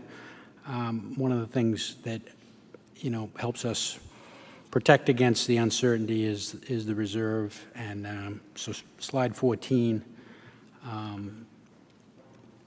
It does raise concern with me. We've gradually been reducing the percentage of the reserve as a percent of the budget. So just to kind of level set that comment, in FY23, we're at 5.72%. Again, that's reserved to the total budget number. FY24, we're at 6.1%. Fiscal 25, we're at 5.23%. And based on these numbers, with what you've put forward, we would be at the number that Mike's projected here would be 8.7 million divided by the 214 million of the budget, so we'd be at 4.06%. So the lowest, that I can remember. We used to be significantly higher than this. What's contributing to that is last year when we did these sessions, Councilor Gamache was excellent about reminding you year to year about being more realistic with the police and fire overtime numbers. And last year you responded to that by increasing those pretty significantly. We can get into that detail when we get to that, into the detailed budget section. But you acted on that council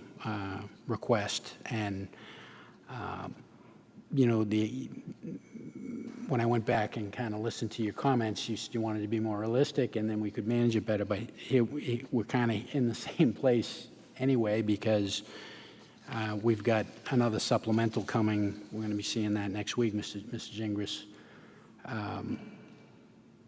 alluded to that. It's 1.96 million that we're going to be looking at next week, subtracted from this, and a sizable portion of that is police and fire overtime. So I just, it's going to be too late to do anything about that now.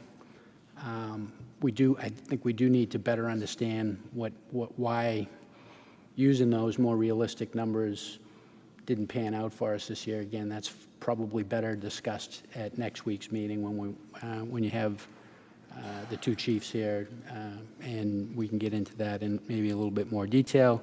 I know there's always extenuating circumstances. I think it'd be healthy for you to explain those. But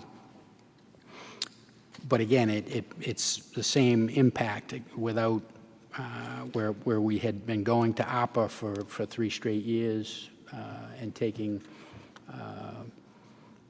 transfers late in the fiscal year. Now we have no place else to go but go to the reserve, and we end up with this lower percent.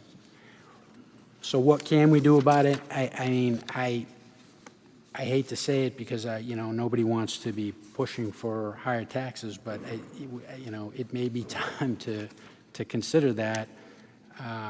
When you look at slide 7, you've got $2 million in there as what, kind of the placeholder for, at the top, for available revenue free cash to lessen the impact on the taxpayers hitting the reserve at $2 million. That's, again, a very high number relative to what we've done in the past. I think when Mike made the presentation this evening, he said we're going to look at that over the summer and into the fall as we approach tax classification. You have months to do just that, and I trust that you will do that. From my perspective, that's a really big number to be hitting the reserves again with a significant hit like that, given kind of the diminished state we found ourselves in. So it's really not a budget question per se. It's more of a how do we pay the bill question, and we know that happens at tax classification. My request is that you find a way to go a little easier on the reserves and try to move us in the other direction, because we've definitely struggled there over the years, kind of rebuilding the reserves. I don't know if you want to comment on that at all, or just take that as input. I think those are very reasonable comments, things that we need to look at in the months ahead. I've just made the decision on this one. We did discuss either $1 million or $2 million taken out of reserves. I just felt because of the number of factors and challenges we got hit with this year's budget, we've always looked at it, it's always been mentioned as a rainy day account, as a, reserves are there to help when you need it. So we kind of looked at it in that way, and considering that we're looking at a tax increase this year, I just thought that was the right thing to do for this moment, but moving forward, it has to be something we look at very closely.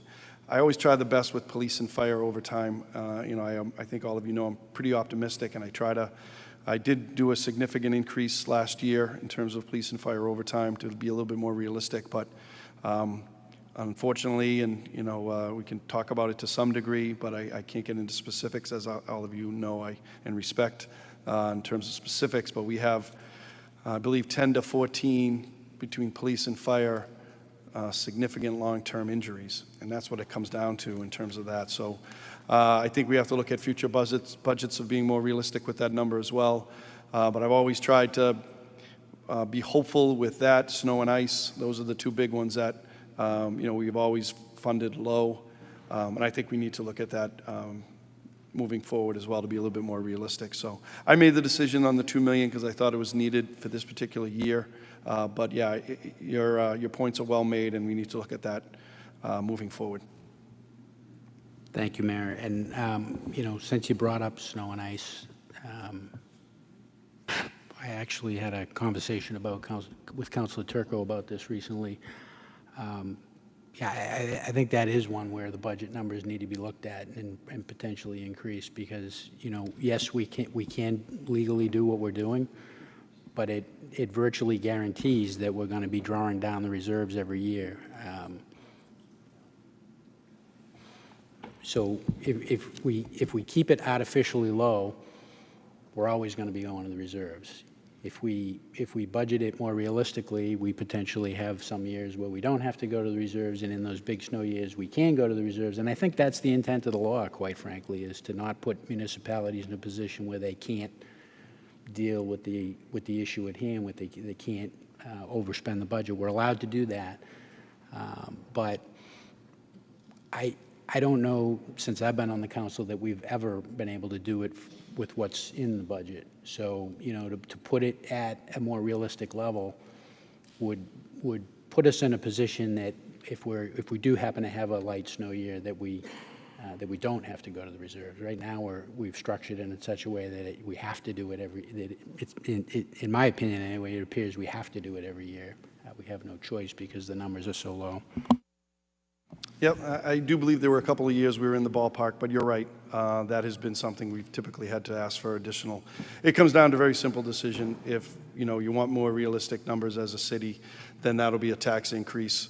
I've tried to be optimistic and hope so we wouldn't have the tax increase, but it's really either or. You put it in the budget, taxes go up, or you take a risk, try to be optimistic, and you know, then what we've been doing is taking it out of reserves, and that affects the reserve line a little bit.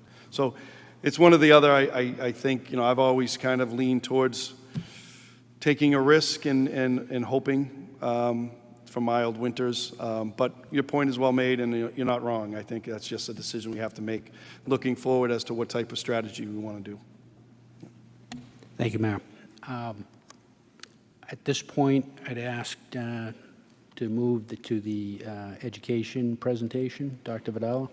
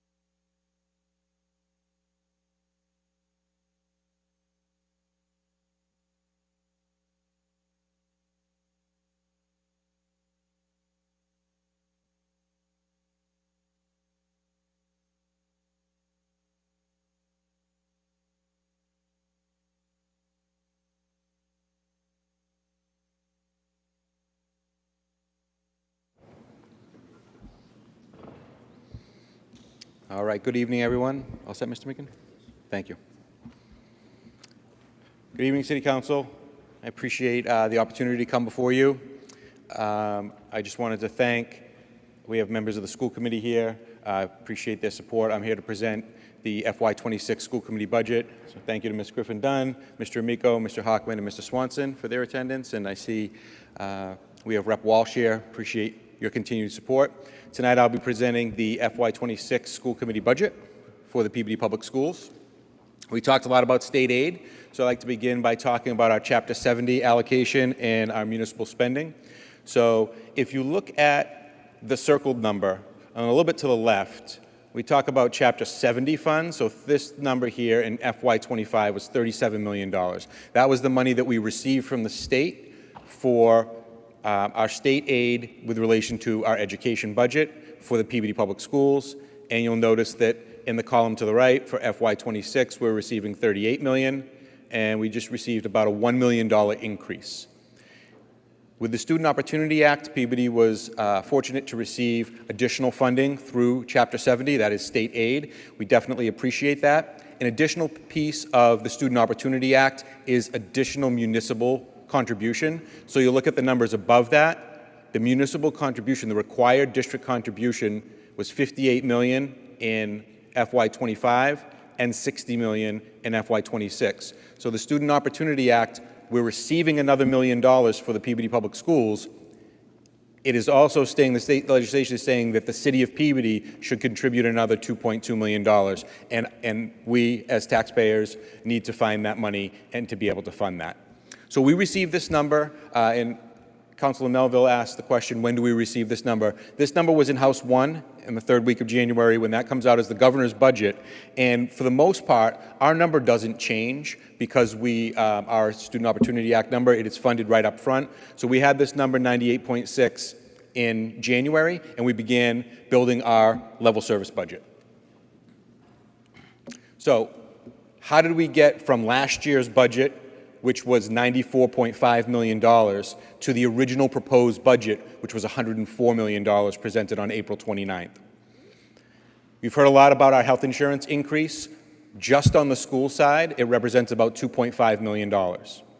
Our special ed out-of-district tuitions are going up, an anticipated $800,000 this year, and that is due to increased tuitions. We have about the same number of students going out last year as we do next year, about 120 of our students. However, we are anticipating increased tuitions. OSD allowed private schools to increase their tuition 14%. Our collaborative that we're a member of, NEC, is going up about 10% on tuitions. So the same number of students are going to see an increase of about $800,000. Our transportation, we have an additional $600,000 in the budget this year, and that is due to a new contract that we have with Healy. That's regular transportation. We have step and lane changes for our, this is before raises, but for our employees, they have step and lane changes. That represents about $950,000. Last year, we used an offset for money that we received from the emergency shelters. We received that $104 a day. We were able to put about $500,000 in salary into the grant funding that we received. So in the initial budget proposal, since that money is not going to be available next year and the hotels are closing, we had to increase the budget by about $500,000 in salary. Our anticipated negotiations with all of our unions that will be up is about $1.9 to $2 million increase, and the center school coming back online to full capacity, we anticipated about $2.25 million. So the total level service budget was $104 million. That's what we started with. I will give a caveat that the last line there, the center school, we started, when we took the center school offline, we displaced a number of teachers and students across our other 7 elementary schools. We did realize some savings from that in last year's budget. However, we level funded all of those schools, and then we brought the center school on. So when we did our first rounds of reductions, some of those are just positions that were coming back, and those were fairly easy reductions for us because they didn't result in people losing jobs. So the way that we reduced the budget is on May 13th, we looked at elementary reductions in the virtual school, and as I said, a number of those elementary reductions were just moving resources from those other elementary schools back to the center school in order to bring that online. And this round was really designated to fund the center school. All of the moves from the elementary schools to the center did not fully fund that. As I said, we had some reductions or realized savings in the FY25 budget. So we looked to reduce the virtual school, which was a very difficult decision. And as you'll see down further, we were able to find other funding for that. On May 15th, we looked at reductions at the middle school, which included a cluster. We looked at some reductions at the high school and within our special education budgets in order to be more efficient. On May 19th, we were able to finalize the reductions, including district-wide areas such as transportation, health insurance, out-of-district tuitions, and some modifications to the salary reserve line. On May 27th, we had the public hearing. We had a lot of information that was brought up, and a number of people were able to speak. We appreciate their support.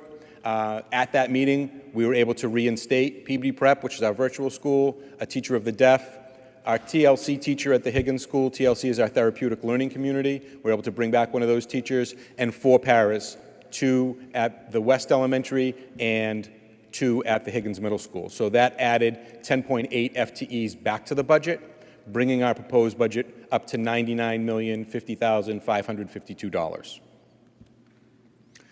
So comparing last year's budget, FY25, to this year's budget, as I said before, we had in FY25, we had a $37 million Chapter 70 allocation from the state and a $57.4 million municipal contribution, and that got us up to $94.5 million. That was our voted budget. That budget represented 835.9 FTEs in the appropriated budget. This year's budget, we saw an increase of $1 million in our state aid to be $38 million, and we are looking at an anticipated $60.9 million municipal contribution, bringing our total budget up to the $99 million proposed budget. This budget represents 822.4 FTEs, or a reduction of 13.5 positions. So budget reductions are never easy. We spent a lot of time with our school committee. I appreciate the conversations that we had and some of the difficult decisions that we had to make. Reductions impact all areas across the district. So for Unit A, the net change is 5 FTEs this year. The net change in Unit B, which is our administrative union, is 2.5 positions. 2 of those positions include positions that were related to the center school in FY24. When it came offline, we reduced those positions. We did not have them in the budget this year, and then we were looking to add them back. However, those were unfilled positions, and we were able to reduce those 2 administrative positions. The other half position is a director of STEM, which was cut this year. 0.5 of that position is funded from the appropriate budget. The other half of that position would have been funded from another source, but we're unable to fund that this year. Unit C, which is our paras union, represents 8 FTEs in reductions. AFSCME, which is a clerical unit, 1.0 in reductions. And then we're able to identify non-salary items of approximately $2 million through offsets and other reductions. And our focus really is to provide our students with the most support possible within the budgetary constraints. And so as we look at the overall impact, at the elementary school, the center school reopening has impacted the budget, so several positions were able to move around. And I will like to point out that recently we've heard about, through some social media and some outreach via email, about positions that are no longer available. That is not completely accurate. Every year, the school department has to make the difficult but necessary decision to non-renew some non-professional staff. We do that every year. It's a personnel decision. I would like to point out that there are 27 open positions in the Peabody Public Schools that are currently posted on our website. We are still hiring. Our main focus is putting the best people possible in front of our students and to work with our families, and we will continue to do so. During this budget, there is no teacher with professional status that is being laid off. We made a number of budgetary decisions, but as I said, there are 27 open positions. We are still hiring. At the Higgins Middle School, we did have to reduce 4 clusters. We reduced the 8th grade from 5 clusters to 4, and that allows us to do some comparable class size across all grades. For some reason, the 7th grade currently has a reduced number of students. They have 50 less students than the other grades. So by reducing a cluster, it reduces by 4 FTEs, which saves some money for this year. However, the class size will be comparable across all grades. At Peabody Veterans Memorial High School, we reduced 1 teacher in English, math, science, and social studies. By doing so, we were able to maintain class size of 16 to 22, which is very comparable with the other schools across the district.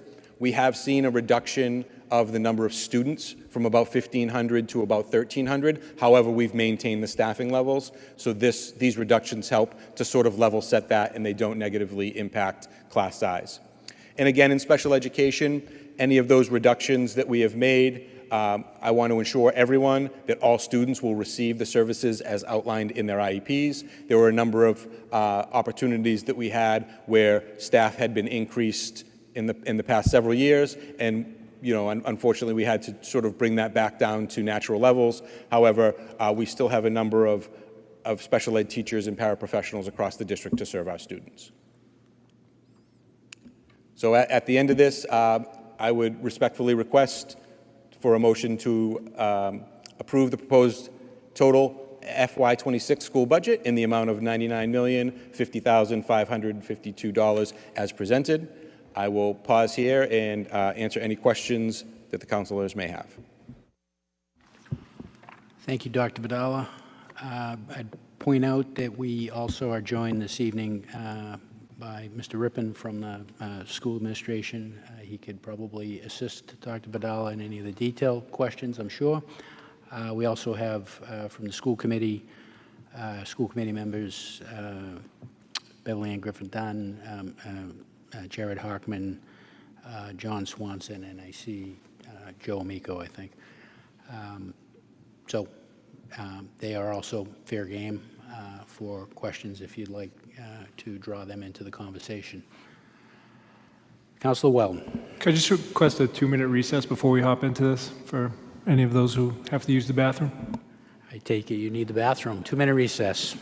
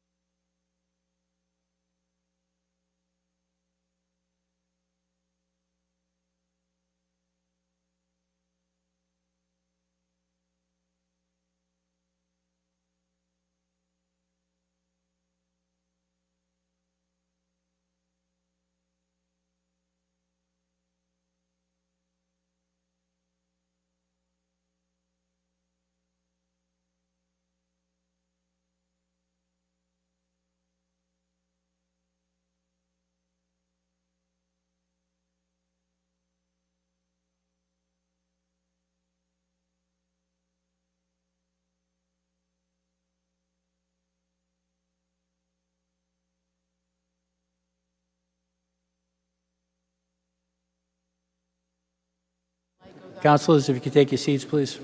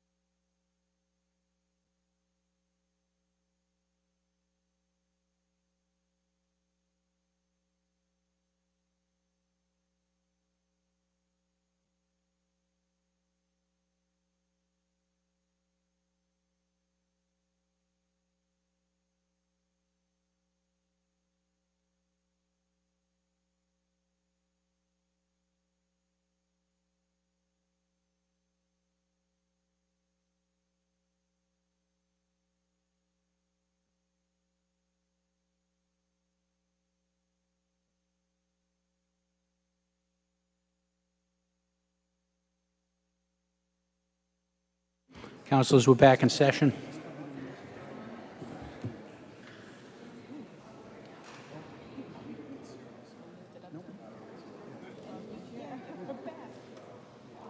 Councilor Gamache.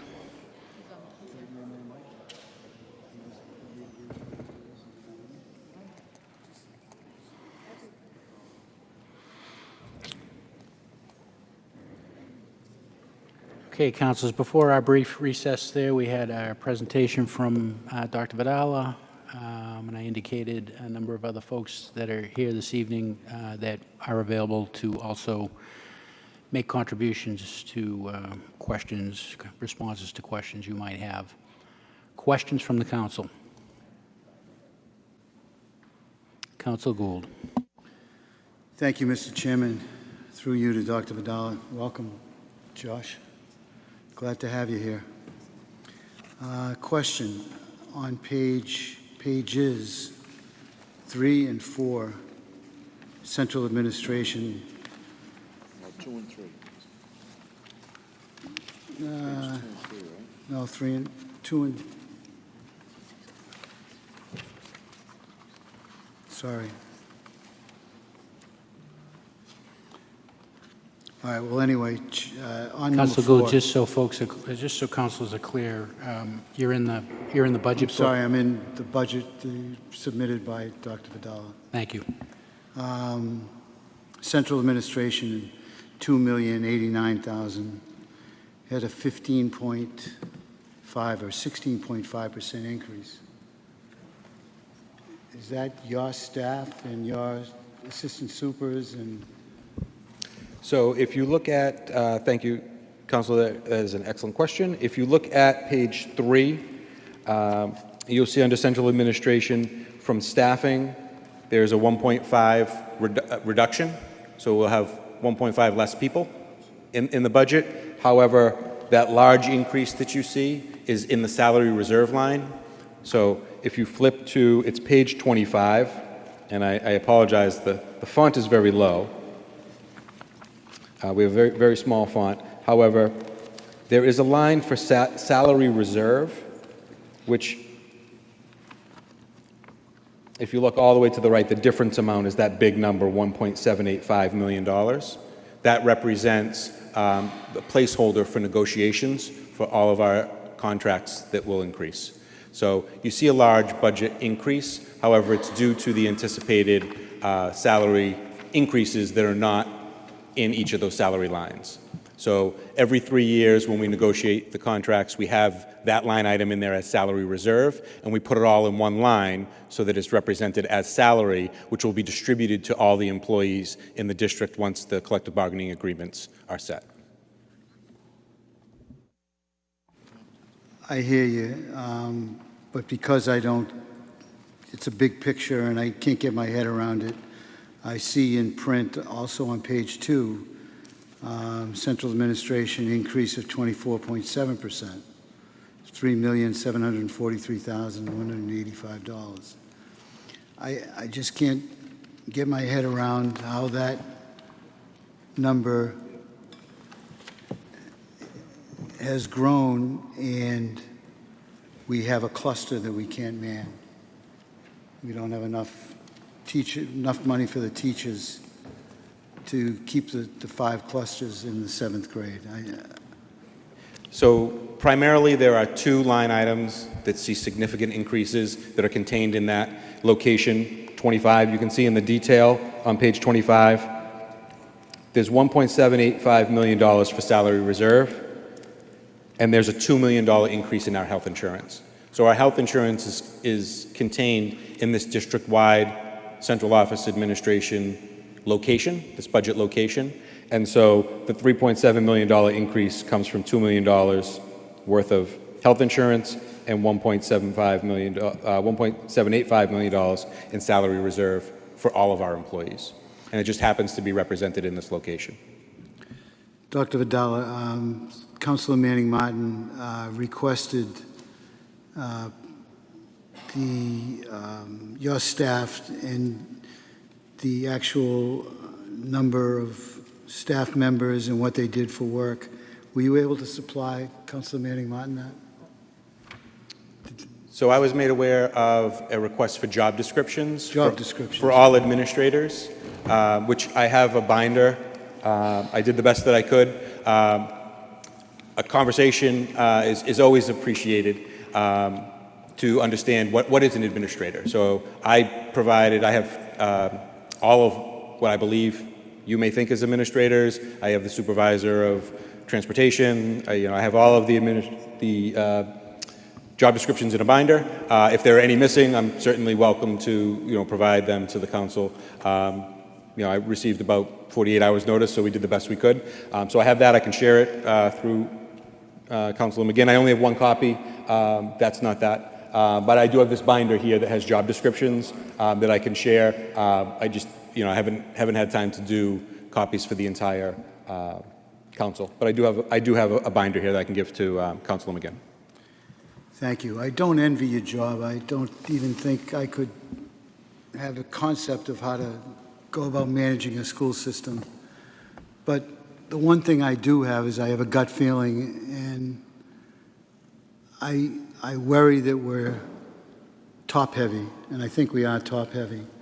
That's not me to judge, but it's my perception. I just think we're top-heavy in administration, and I'd love to see if we could not be top-heavy, not, be more considerate of the teachers in the classroom. And that's a great question, Councilor Gould. And I do have, if we could receive as a late communication, I have some information as I anticipated this conversation. So I have some information that tells a compelling story. I do not believe we're top-heavy. In fact, we're very lean in administration. So I do have a late communication. If you would receive it, I could take the council through that. Motion to receive. I object. So I object to that. Hold on a second, Councilman Martin, if you would. I have no intention of taking this binder in as a late communication. We have 1 copy. We don't have, it's too much here, even if we did have 12 copies for everybody to look at tonight and make any sense out of it. So I have no intention of entertaining that motion as a late communication. I will give it to the clerk, and she can disseminate it, and we can take it in due course. There is some summary level information that we have here that I think might be enlightening, which I think is what Dr. Vidala is referring to. There are sufficient copies for everybody. It is summary level. So I would, if I'd be inclined to accept a motion to take that in as late, but, I would understand if there are objections. Councilor Manning Martin. Yes, point of clarification through you to Councilor Gould. That was a motion that the council made. That was a motion from the city council to Superintendent Vidala to provide the job descriptions of administrators. The council made the motion, and the council did not receive it. Now, I have a question to you, Councilor McGinn. Is the document that the binder of administrators, is that the same document that Dr. Vidala has in his hand now that he wishes to also add as a late communication with some sort of description? No, it's a separate, they're 2 separate things. One is some summary level information. I haven't looked at it yet, but it's... So you're not receiving that, and then there was a... I'm not receiving correct. this. But then I believe Council Gould made a motion to receive the folder that Dr. Vidal is attempting, and I'm objecting to that, just for clarification. Okay, so you're objecting to the additional summary level information that, Correct. And I would object if you were receiving the initial late communication of the binder. I would object to that as well, but you're not accepting it, so just Okay. for clarification.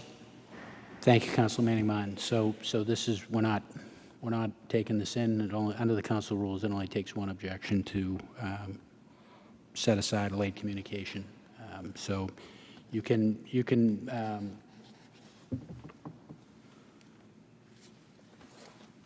yep. You're welcome to speak to the content, but we can't review it.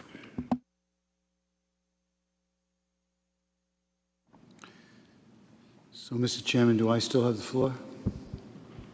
You do. Thank you, Council Gould. Thank you. So Dr. Vidal, my perception is that we're top-heavy. You disagree, and I could probably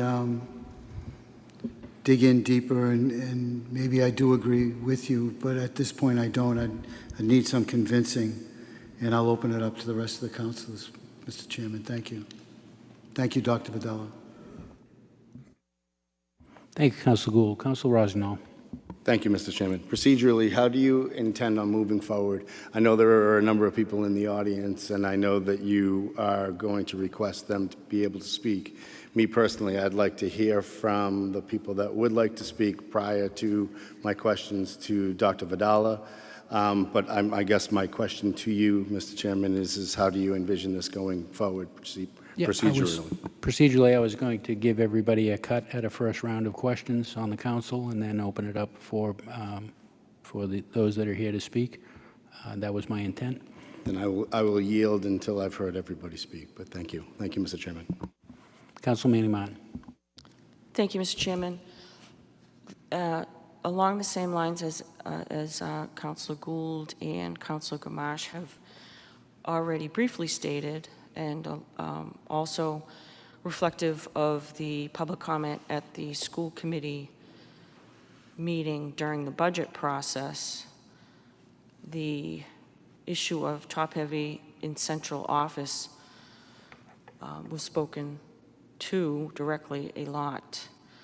And, you know, I was on the school committee back, 2000 to 2008, and I served with Dr. Perullo, both as a superintendent and as a member of the school committee. And during difficult times, he had an expression when you go into budget session, again, as a superintendent and as a school committee member, he said, during difficult fiscal times, you need to make cuts. You need to, and he had a phrase, spread the pain. And I think that perception is reality, and the perception is strong in the community, as has been expressed, that central office in this administration has not taken any share of the pain. So I see that you have reduced 1.5 FTEs in your central office, and I think it was maybe $130,000, one clerical and one part-time curriculum instruction. And again, it was some time ago, and the student population was 6,600, and now today it might be 5,800. We had, I'm going to say in 2004, maybe 4 administrators, a superintendent, assistant superintendent of curriculum and instruction, so wearing 2 hats. And all the administrators back then wore several hats. We had a business manager and I think, personnel director. So we had about 4. And in your budget, I know you sent us a communication, one sheet, saying that you had 6. And when I go to, and again, the council had asked for the definition, the job descriptions of your administrators so that we could be singing from the same sheet of music, so that we could understand what you considered an administrator versus what we may consider an administrator. But you didn't submit that, so here we are, we're going to have to do it publicly. So if I go to your administration, what I consider administrators under your FTEs on page 25, I see 8. You've said you had 6, and back in the day with more student population, with a higher student population, we had 4. So the student population is going down, which can justify cutting teachers. If the population goes down, you don't need that. With class sizes, you don't require a certain class. It justifies those things, but I don't see how that justifies the administration going up from 4 to 8. I say 8 because that's my definition. So, and what I identify is you have 1.0 FTE superintendent at $227,000 salary. You have 2 assistant superintendents combined to $324,000. You have 1 school business administrator at $152,000. You have 1 human resource administrator at $104,000. You have an ELL director at $116,000. And you have a director of curriculum and instruction education tech for $153,000. And you have a K-12 guidance coordinator at $135,000. So my definition of an administrator equals 8. Yours may say 6. But anybody making that amount of money with that type of responsibility meets my definition of an administrator. Point of clarification, there was also 8 assistant principals to all elementary schools added over the years that are now out of count, which I would also include as administrative staff. Yep, and I've got a whole bunch of questions. So that's okay, we're on the same page, I like to see that. So, yes, under your administration, a bit back in the day, I think we put on 2 schools. One was the Carroll, to have a part-time, and then maybe it went to a full-time vice principal, and that was in one other school, and then now they're in each school. So, you know, whether you count those as administrators, the principals, and vice principals, that's another definition. Again, had we gotten the job descriptions, maybe we could avoid the conflict of our opinions, but we didn't get that. So, again, you know, perception is reality, and clearly in these numbers and in the very budget that you put forward, student population is going down, paras are being cut, school adjustment counselors have been cut, teachers have been cut, and administration has only gone up, and I can't see any justification for that. So I'm going to go up to, what year was your first budget? Was 2022 was the first one you formulated? So this is my 5th year, and I actually was hired in 2020 during the pandemic, March 18th. I helped with the budget. I presented the FY21 budget before I was working for the Peabody Public Schools. So I have information about that budget. I have some knowledge about that one. I did that pro bono. And then my first budget was FY22. Yes, that's what I thought. Okay, that's the first one that you've been responsible for, and the vision from the 2022 budget onward to today has been driven by you from 2022 on. That's accurate. Yeah. Okay, so then my next question was the vice principals. That was my question number 2. So Councilor Rossignol has already covered that.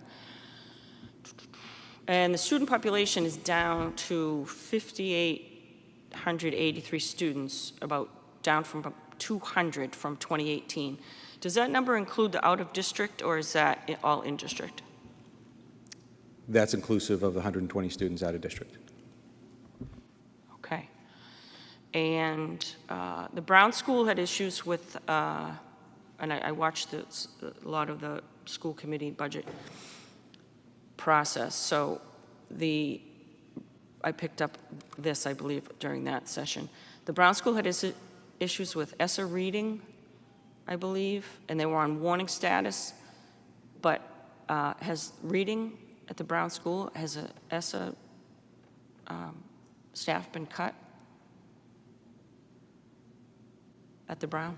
So in 2019, the Brown School was, as part of our, the city's accountability rating, the Brown School was identified in 2019 as a school needing assistance.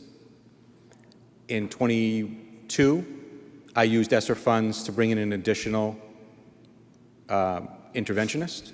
We used ESSER funds for that. Those ESSER funds are now gone, and the Brown School has gotten out of requiring assistance. They are now classified as not requiring assistance.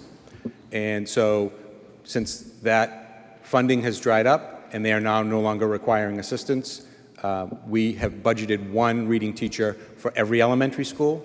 If we budget more than one, we aren't able to hire additional reading teachers within the Title I funds. We have to provide the same amount of reading teachers in the appropriated budget for all schools, and then we can supplement that with Title I funds. So for example, our most needy schools, the Welch and the Carroll, are able to bring in additional staff through Title I.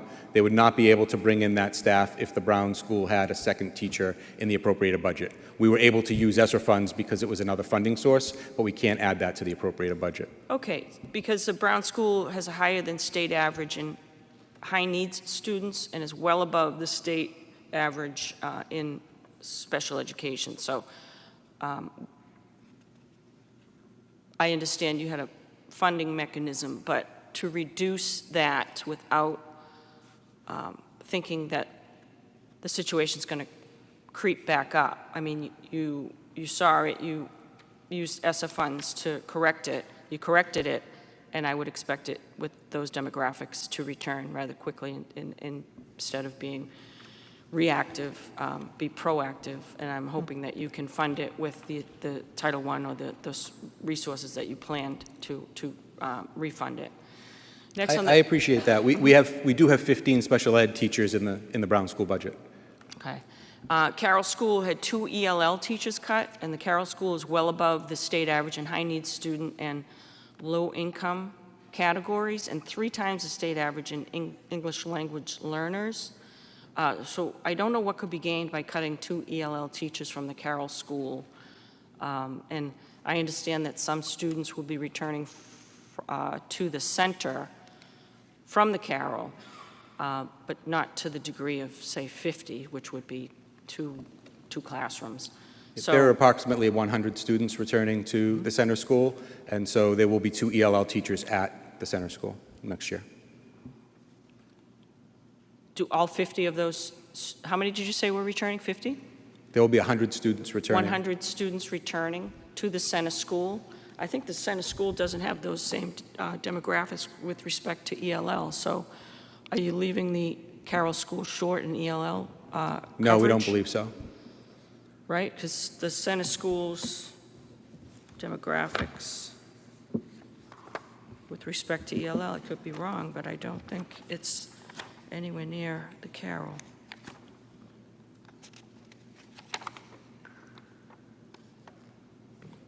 Yeah, no. The Carroll School is above the state average. State average is 13.9%, and the school, the Carroll Schools, is 36.1% ELL learners, and the center school is below the state average at 12.2%.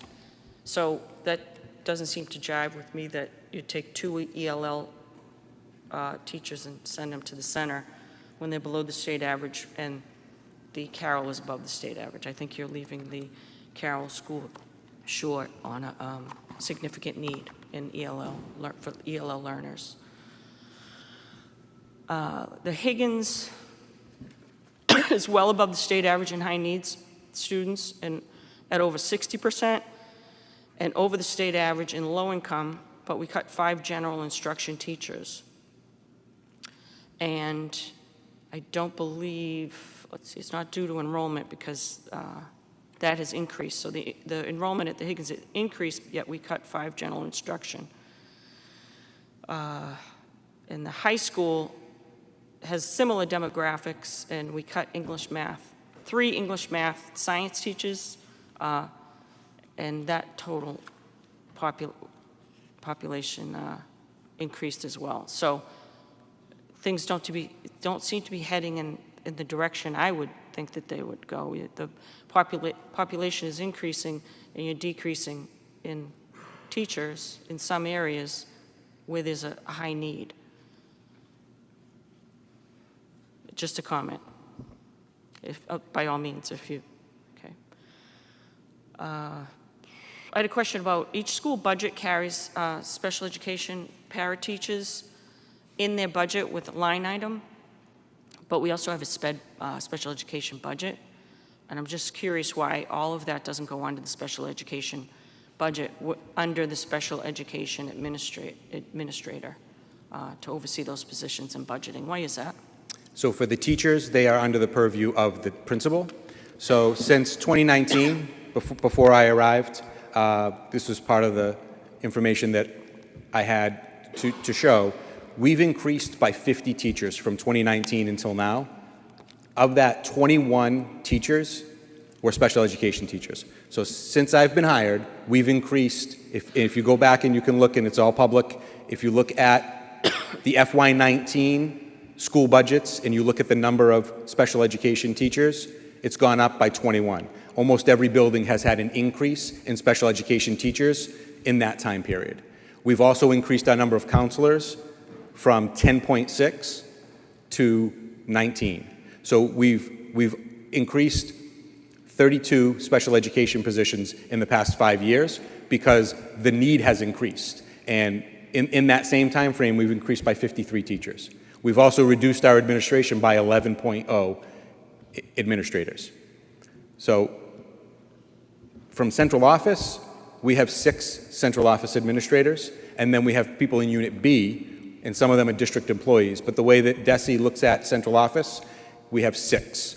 The superintendent, 2 assistant superintendents, the business manager, the special ed director, and the HR director. So there are 6 people that are considered district central office employees. That's how DESE does it. The state average is 3 per 1,000, if you look at the radar on DESE, and we have 1 per 1,000. So I do think we're very lean. If you look at any other gateway city with all the needs that we have very lean administrative positions. In that time frame from FY19 until FY26, we've gone down by 11 positions. We've reduced and we've consolidated 11 administrative positions, and we're supervising and evaluating 53 more teachers. So I can share all that information with you at any time. Thank you. And you mentioned the special education director is counted in your central office, but I don't see it in here of the 8 that you've listed under your FTEs. I see it under its own budget. Yep. So if it were to be listed under special education director under the FTEs where I just rattled off the 8 that I found that you have listed, that would come to 9. 9 positions So in your I'm just central describing office. to you how DESE looks at central office administration, and on their website, we have different locations. These are just local locations where we budget things, so they're easy to find. However, the DESE indicators for central office, there are only 6 in the Peabody Public Schools. And then there are other instructional administrators and non-instructional administrators. Those are all DESE codes, and we have 6 central office administrators compared to other local districts that have many more than we do. Okay. Again, perception is reality. So I'm up to 9 in your central office full-time administrators. So, okay. And what is the Ascend program? Is that an autism program? And are those students not counted in? They're not factored into the general education class placement. Is that correct? Correct. So students who are educated in a substantially separate classroom, they have a teacher, and they may have 6 or 8 kids in that class. Some have as low as 4, some have as many as 8 or 9, and they are staffed with a special ed teacher and paraprofessionals. When we do the class lists, the general ed teachers have their homerooms, and those are separated out by the number of students in their homeroom. Okay, so do you run the risk of tipping the scales in classes such as art, music, and PE, contractual obligations, because those students aren't counted in the general agreements, and so when they go to those classes don't go over 25? Is that correct? No, that's not correct. So when the students go to those classes, they come with paraprofessionals, and that's outlined in the contract, how that is set forth. So there are no contractual violations. Okay, thank you. And the Director of Curriculum and Instruction, is that an assistant superintendent position? No.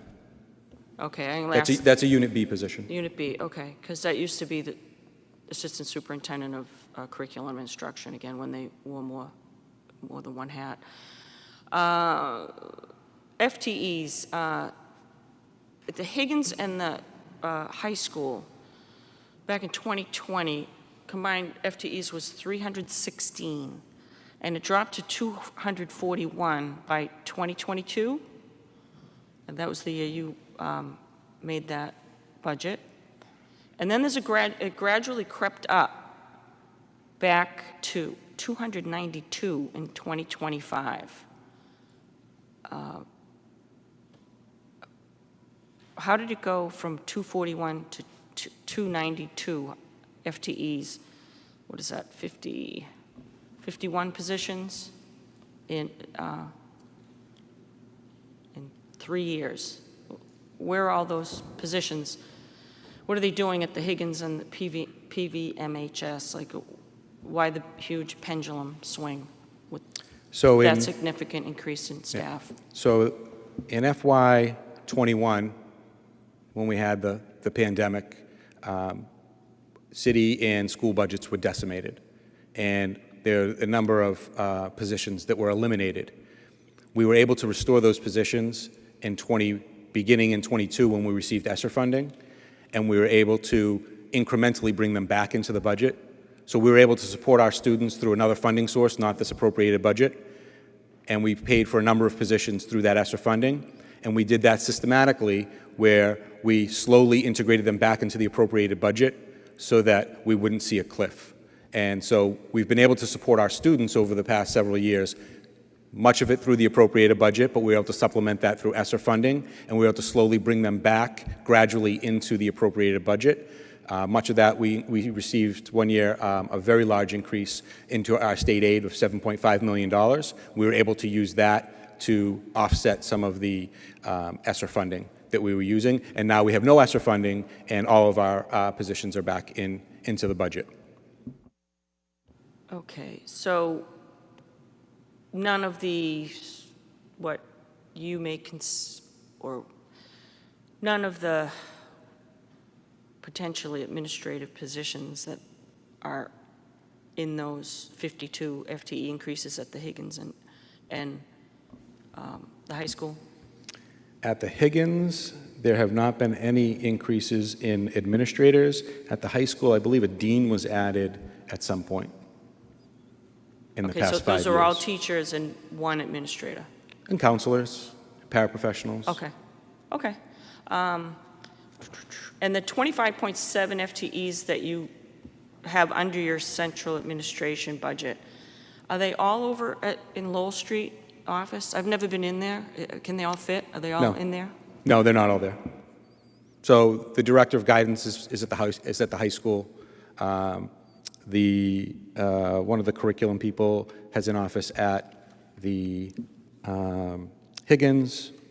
Many of the clerks and payroll and things are in central office. They're located there.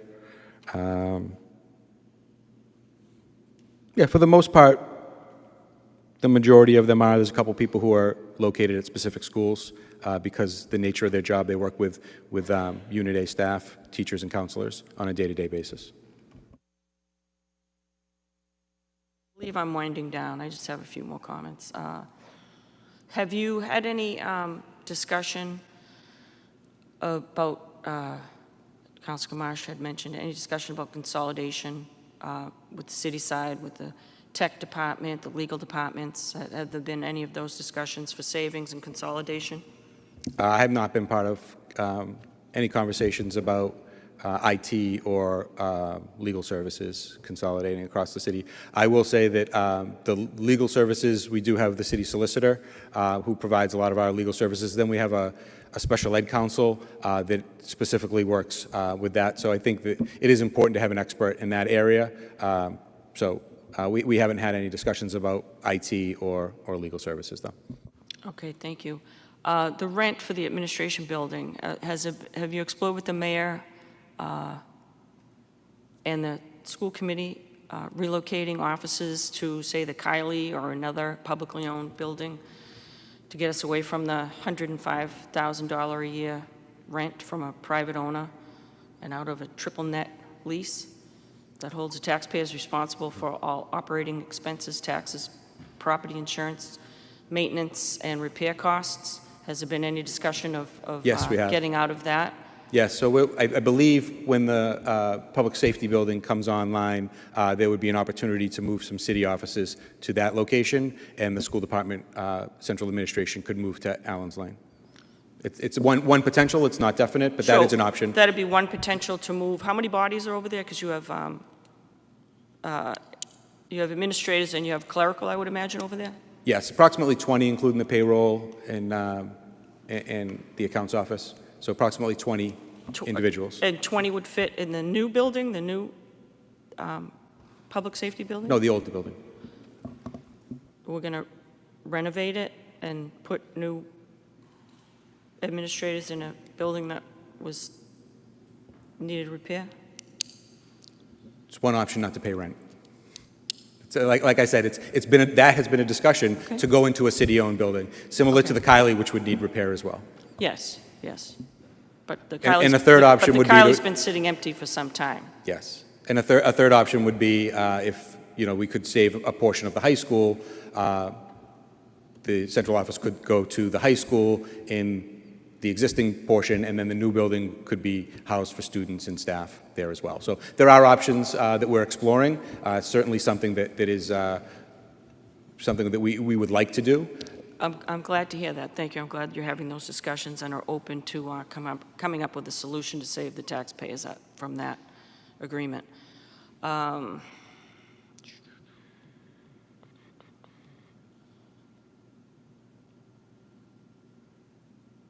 So I guess the last thing is you did say that everybody is in compliance with the IEPs with respect to their paras. And there has been reductions in school adjustment counselors. No, that's not accurate. It's not? Okay. No. Okay, because that's a concern of mine if we reduce paras and we don't have school adjustment counselors or reduce them. I mean, it's only going to be a trickle-down effect and behavioral issues and things like that. No, we've increased school adjustment counselors since I've been here, and there's no reduction in school adjustment counselors for next year. In any school? No, we actually have one posted. Okay. All right. Thank you. And that is it. I think I've exhausted all of my concerns and questions and comments. Until after the public speaks, I would reserve comment again. Thank you. Thank you, Councilor Manning Martin. Councilor Rosenthal, you had your hand up.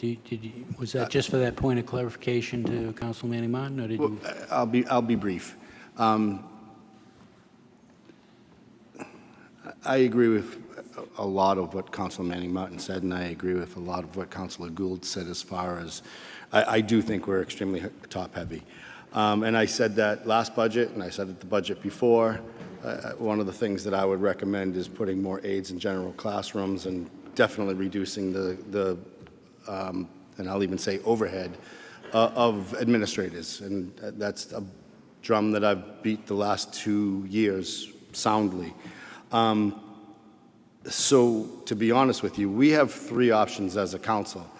A, approve this $99 million budget. B, don't approve the $99 million budgets. We don't have option C, which is to do line by line and actually move money. So I just want that for our edification is we can either vote it up, vote it down, or cut from it. Me personally, I don't want to cut from the $99 million because I think it's just misappropriated. So I'm not going to do that, but depending upon how this conversation goes, I am not inclined to vote for this budget. I just want to be clear and on the record on that. So thank you. Thank you, Mr. Chairman. I'll hold more comments after I hear from the public. Thank you, Councilor Rosenhill. Councilor Welton. Thank you, Chairman. Again, just a few clarifying questions for Dr. Vidal, if you don't mind. You referenced that the special education out-of-district tuitions are forecasted to increase by $800,000. I can't find in the packet what the baseline is. Do you mind sharing either where that is or what that number might be?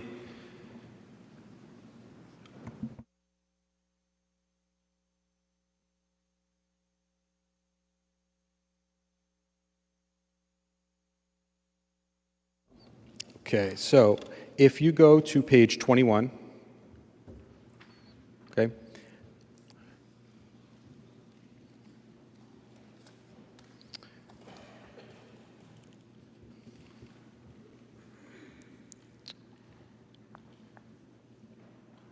line items 17027, 17028, 17029.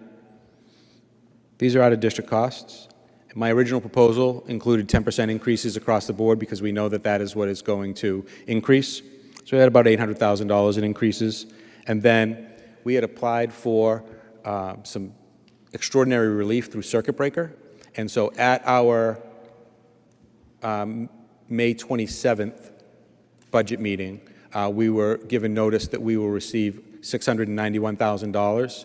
And so we used that as an offset, and we ended up reducing that. So we're getting close to $700,000. So we were able to change that original $104 million budget request with an $800,000 increase all the way down to these numbers here. So it's pretty flat now, but we were looking at almost $800,000 in our first brush, and then in our last meeting on May 27th, we put an offset in there of $691 million that we'll get as state reimbursement.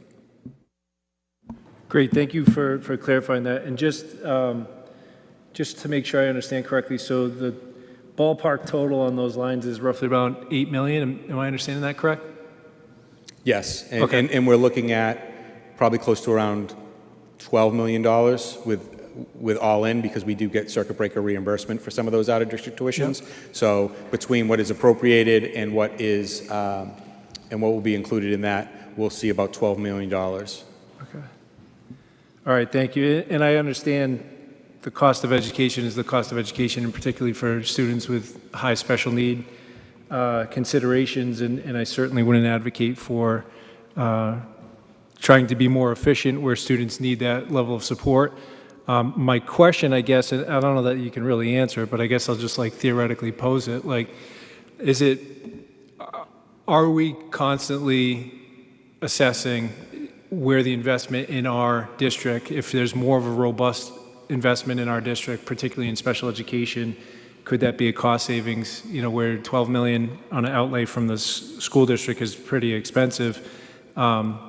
Again, I mean, this is a tough question for you to answer. I guess I'll just, again, pose it theoretically. Like, as a community, as a school committee, as a city council, as anyone who has anything to do with our schools, I think that's something that we need to be continually looking at. You know, is it a better allocation to invest $4 or $5 million into our public schools and save $4 or $5 million going out? Again, to Councilor Rosendahl's point, we can't discuss that and figure that out tonight, but I just wanted to pose that because it is a pretty significant expense. And then to shift gears quickly here, could you clarify, and I should know this, but I don't, where the SRO salaries hit? Is that in your budget, or is that in the Peabody Police Department's budget? Those are in the Peabody Police Department's budget. Okay, thank you. And I think I would just, as a parent who's had children at the Higgins and have another one who's going in, and it's a wonderful school. They've had an incredible education. They've had access to many different things. that they wouldn't have otherwise. So I'm a big proponent of everything that's happened at that school for my children. I would like to just state, for those of you who may not be as familiar on a day-to-day basis, it's 1,300 plus kids. That's a lot for one student resource officer to handle. I know it's not your budget. I would just advocate now that we should really be looking at making sure that that budget is well supported in terms of having that resource available. It's one thing to have the counselors, which are absolutely needed, but I think the SRO who's there does a wonderful job. I just think it's an almost impossible task, given that many students. I think that's it for my questions. I think I would just like to publicly advocate, if it is a discussion to move to the current police department, I think there's an opportunity also to include youth serving facilities there as well, being so close to the middle school. You know, maybe there's an opportunity to put part of the building out to an RFP and include in that RFP that they have to carve out space for the school administration. But I think it's a great asset. I know the mayor, I've talked to briefly about it, and I know many of you have mentioned too before, but I hope maybe there's an opportunity where we can look at doing something like that.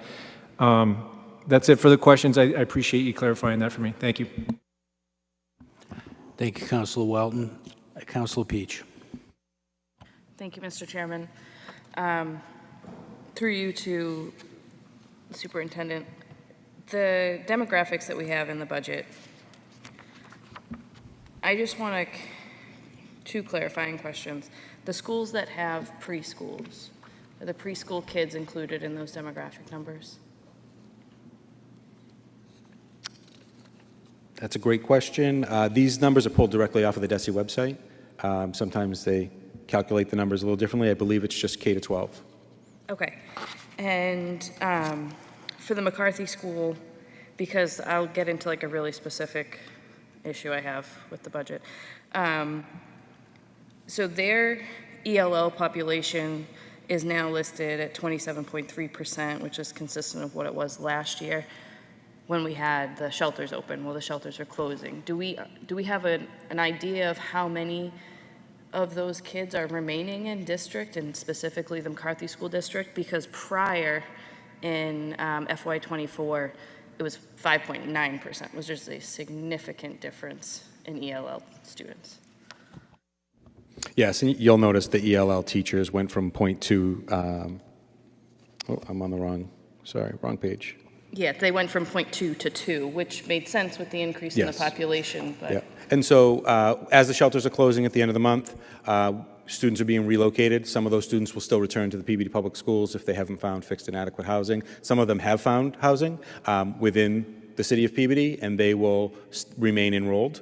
And then there are other students that may find housing in another community, and they'll enroll locally. So we have all that information. We'll compile that, and then based on this information, we are adequately staffed, and we'll make sure that we provide, you know, if kids are moving from one building to the other, we can shift ELL staff. We've done that in the past. Thank you. So that just, I really honed in on the fact that 2 ELL teachers were cut from the Carroll School, and watching the budget meetings, you know, part of, you know, the center kids returning to the center, we had added one this fiscal year from the center school. To think that the 100 students from the center school going back are even 50% ELL is not accurate in any way. The Carroll School, so it led me to then look at what are the ratios for our ELL FTEs to the number of ELL students we have in each school. And there are glaring discrepancies across the elementary schools. It seems like we want to keep it between like 25, 30 students per ELL teacher, which I have no idea if that's adequate, but that's seems to be the average. But at the Carroll School, with 4 FTEs in this budget, there are 49 students for each ELL teacher. We are underfunding from 2 years ago where we had 5 FTEs for ELL. So we're losing 100 kids back to the center, which aren't all ELL. They don't have a very high ELL population. And we're losing 2 ELL teachers, and we're underfunding from two previous years, which still puts us at a higher rate than other schools. The South School is budgeted to have 2 ELL teachers. They have 22 ELL students, 22. So they get 11 students per ELL. At the Welch School, they're also at 49 students per teacher. They have 3 budgeted in this budget. The McCarthy numbers seem off to me. It puts them also around 48, 49. That's why I asked specifically about that number, because it hasn't been a high ELL population historically, and I understand the previous 2 years were different. And if that's the case, then they should also get another FTE. But at the Brown School, they have 1. That puts it at about 26 kids per teacher. The Burke School has a half an FTE. That's 25 kids per teacher. I stated the Carrolls at 49. The Center School getting 2 FTEs puts them at 12 kids per teacher. They already have classroom sizes of 12. So the McCarthy School we talked about. The South School is at 11 kids per teacher. The Welch at 49 per teacher. The West at 29 per teacher. The Higgins at 33 and the high school at 29. And the Higgins we did increase by 1, which seems very necessary to get us to a more appropriate ratio. My issue with this, my 2 kids go to the Carroll School, and I believe Councilor McGinn could attest to the Welch School as well.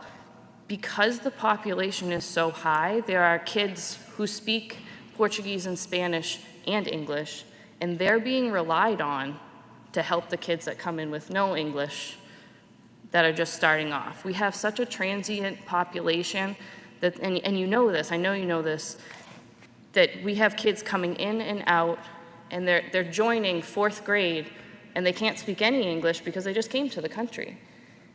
And they're having to rely on their peers to translate to them because we don't have enough ELL teachers.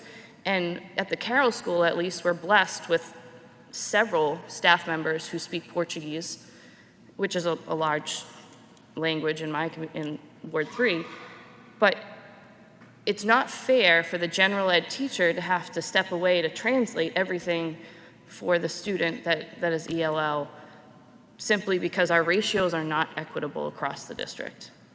I know we can't do anything but cut from this budget, and I agree, I don't want to cut from the education budget. I think there needs to be cuts in our overall citywide budget because it's not sustainable where we're at. I don't think education is the place to start. I think there needs to be reallocation. I don't know how that works, and maybe that's a question through you, Mr. Chairman, to the mayor.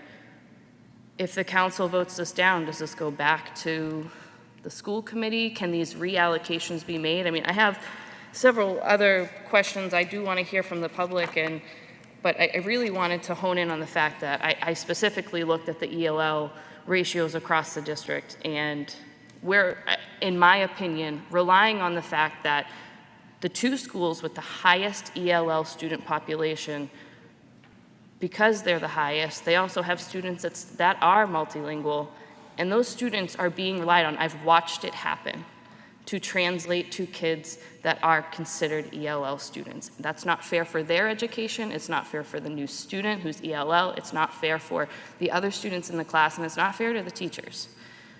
We can fund and make this more equitable by simply shifting around the existing FTEs we funded. I can't do that as a counselor. That was my big thing that I honed in on. In general, some generalized things. I'm glad you mentioned the reading teachers, how they get funded through Title I. I assume that's what happened because I know the Carroll School has multiple reading teachers as needed. I would love if the council could get a budget with all of those grant-funded positions. It's very difficult to come in here and see what's needed and what's not needed because we don't have the full picture of the staff of the school. And in the city budget, we don't have job descriptions in here, but I know if I asked the HR director for them, she could provide them. But I have a list in the city budget of every single person with their name and how much they make and what their job title is, whether they're in the union or whether they're not. we don't have, and I'm not asking for every teacher's name in the school department. I don't need that. I don't need to know who teaches what. I know it changes constantly, but at least on the administrative side, that doesn't change. Those positions don't change. At least if we can have, this is the title, I don't even need their name. This is the title, and this is how much they make. It allows us to have a better picture. It's more transparent. And it allows us to make hard decisions, because we do have to make hard decisions. I don't think that hard decisions are coming next year or 2 years from now. I think that, we have kicked this can, and we're here. The end of the road has come. And like I said, I don't want to cut from the school budget, but I can't vote on the budget as it stands. I think we need to reallocate and have the school committee do some more work on this. Thank you. Thank you, Council Peach. Council Turco. Thank you, Councilman McGinn. It's odd to see the majority of the council seems to be on the same page here. Dr. Vidal and I met Thursday. Doc, I thank you for that. It was a good meeting. I learned a lot, and as I said to Dr. Vidal in that meeting, by far, I am by far not an expert, education expert. So, I have to take what he says up front, but you've heard the word used by Council Manning and Council Gould, perception, and Doc, I used it with you on Thursday, and Mayor, with you yesterday. The perception in this city, real or not, and I tend to believe it's real, is that this administration is top-heavy. Do I think you need every administrator you have, Doc? 1,000%. I think you need every one of them. Do I think that the Brown school kids need a reading specialist? I do. Do I think that the Higgins needs an extra cluster for the 8th grade class? I do. Do I think that 4 general ed teachers at the high school are needed? I believe all of this is needed. So it's not a question of that. It's a question of what's important to me, what's important to you. You've put more stock in your administrative staff. As you said to me the other day, you feel as though they make better teachers. I agree with a portion of that, but I believe that good teachers are good teachers, and you have a lot of them in this district. My kids excelled in this district because of their teachers. And here we are, 2 administrators, basically restores every special ed position, or the vast majority of the special ed that we're removing. The Brown School in particular, you mentioned to Councilor Manning Martin that when you came into the district in 19, or just just after that, I'm sorry, you actually provided me with this document, actually, the accountability data for the Peabody Public Schools from 2019 to 2024 on Thursday. And in 2019, you're correct, requiring assistance, the Brown School, it was in the 23rd percentile for accountability, which is extremely low. And now you mentioned that they're no longer requiring assistance, and I believe you said to Councilor Manning Martin, there's no more requirements in your estimation for this reading specialist, or these positions. Still, 1/3 of the Brown School is special education. Students with disabilities. And I just have a very, very hard time saying to my constituency, because we didn't just come up with this, that you're top-heavy. We've heard this from students, we've heard this from parents, we've heard this from educators, we've heard this from elderly people in the community. Yeah, I think this is a very active council that listens to their constituency, and we've heard it for 3 years. As Councilor Rosignol said, we talked about it last year, we talked about it the year before, we talked about it the year before that. Apparently, it's real. Now back to the Brown School. You say to Councilor Manning Martin that it's no longer requiring assistance. That's true. 2024, it's in the 26th percentile, from 23 to 26.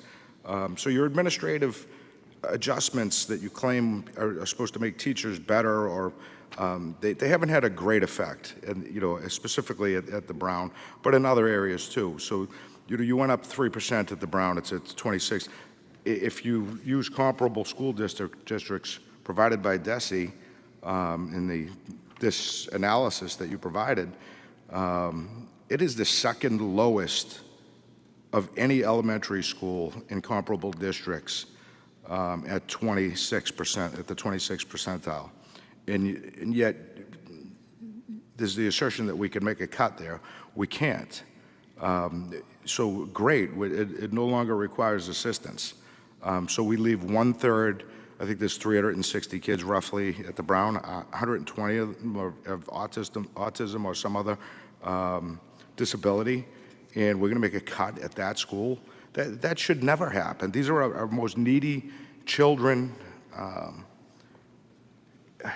I don't even, the initial budget proposal proposed cutting a teacher for the deaf. Before we touched administration, a teacher for the deaf, that was the initial assessment. And then the initial request. Then you go on in that same list provided, you look at the accountability results that, again, you provided, but I looked further into it, and actually somebody sent me further information on that. Yes, from 2022, you're up at the center school, which I don't know how they could come up with those numbers since it was closed last year. But they, actually, you know what? I'm sorry, they can. But yes, you're up significantly at the center school. You're up significantly at the Burke. Here's where the problem lies. You go to the high school, it's the second lowest, tied for the lowest high school in the 15th percentile in all comparable districts. And that's on the DESE website, at 15%. Again, when I spoke to you in your office, we talked, your high school principal made these statements in a presentation before the school committee over a year ago that 50% of your freshman class was failing at least one of the major subjects. That tells me that there's a problem at the Higgins Middle School. If they're coming from the Higgins, and again, we discussed this, if they're coming from the Higgins and they're going to the high school, and 50% of them are failing at least one of the major subjects, there's a problem somewhere at the Higgins. I'm not an educator. I'm no expert. That's just obvious to me. You look at the Higgins Middle School percentiles. Higgins is in the 24th percentile, second lowest of any comparable school district. We're only higher than Methuen, but we're lower than everybody else in that. So the additional administration that you say you need to make teachers better hasn't shown an effect for the almost 5 years that you've been in the district. You left one out, which is your budgets are very difficult. God bless the school committee. They're difficult because a lot of it is hidden in grants, and I use the word hidden not in a nefarious way. It's in those grants that we can't see it. And one of those administrators is the director of student services, who we also discussed. That is in a grant that's not in the budget. You don't see it. I don't know if there's any others on top of the director of student services, but that is definitely one that is there. I believe that we can consolidate. Councilor Manning Martin used the statement more with less. I have heard that so many times in my career. Each time there's an economic downturn, that is what's said to us at my place of employment, rightfully so. Economy's tough. You heard the preamble to all this about the city budget and what we're going to face over the next couple of years. We want to approve this number. We don't have the authority to add more to it. It is, like others have mentioned, an allocation issue. And I know that you have to protect your staff, and I know that you need them. I won't take that away from you. Again, back to my original statement, the students need reading specialists, the students need special ed paras, the students need general ed teachers at the high school.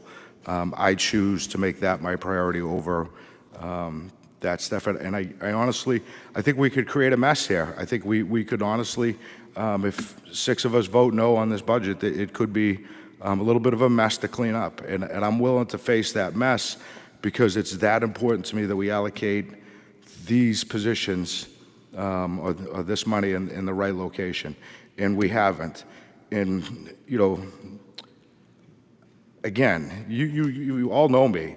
You know what I did to my 2 daughters. Again, no joke. They knew how important it was in my house, education.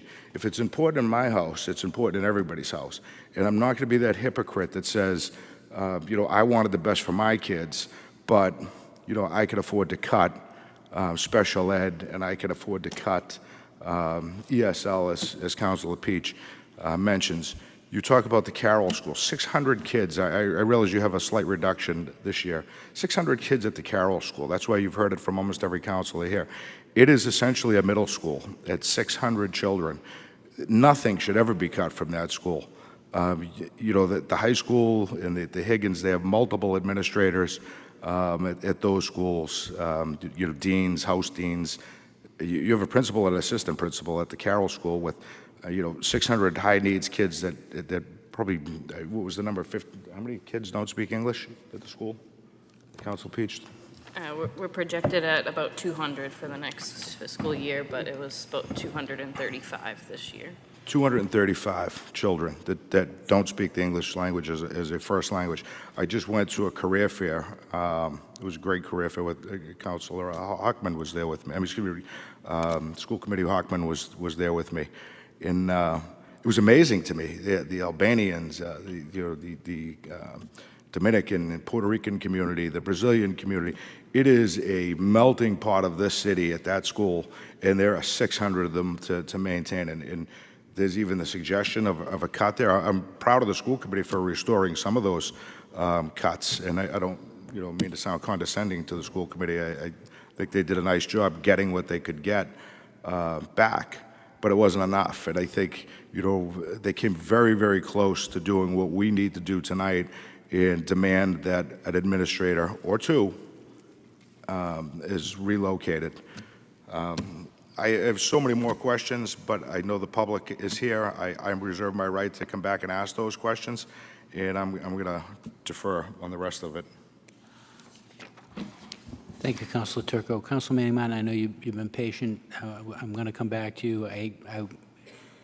Point of order. I just okay, wanted point to. Of order. Yeah, point of order. Councilor Peach had asked a question that went unanswered. So, with respect to if we do not approve this tonight, we can go to the, and it's not a mess, Councilor Turco. There's a mechanism in place. We can go to 112 funding. It's a temporary monthly budget allocation when a district cannot agree on an annual budget, and that is provided under the Commissioner of Education that's established there. So if we were not to approve it, it would, the Commissioner of Education encourages communities to work it out amongst themselves to put forward a budget, and they would, so you go on a monthly basis, a 112 budget. So we would go back to the school committee after listening to the concerns of the council and parents, and then they could make adjustments, and it would come back to us for approval. Thank you. Thank you, Mr. Chairman. Thank you, Councilor Manning Martin. Did you want to respond to the point of order, Council?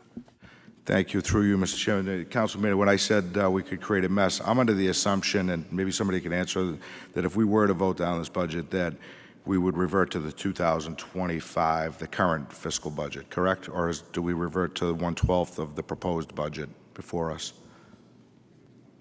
It would go to a 1/12 budget. 1/12 of what number? This year, current year's budget, or the 99 million? Of FY25, what currently exists. Right, so that's what I say that could create a mess, is that the funding is not there to support all of this. Again, I'm okay with that because I think it gives the school committee time to make adjustments, and the superintendent an option to make an adjustment. Thank you.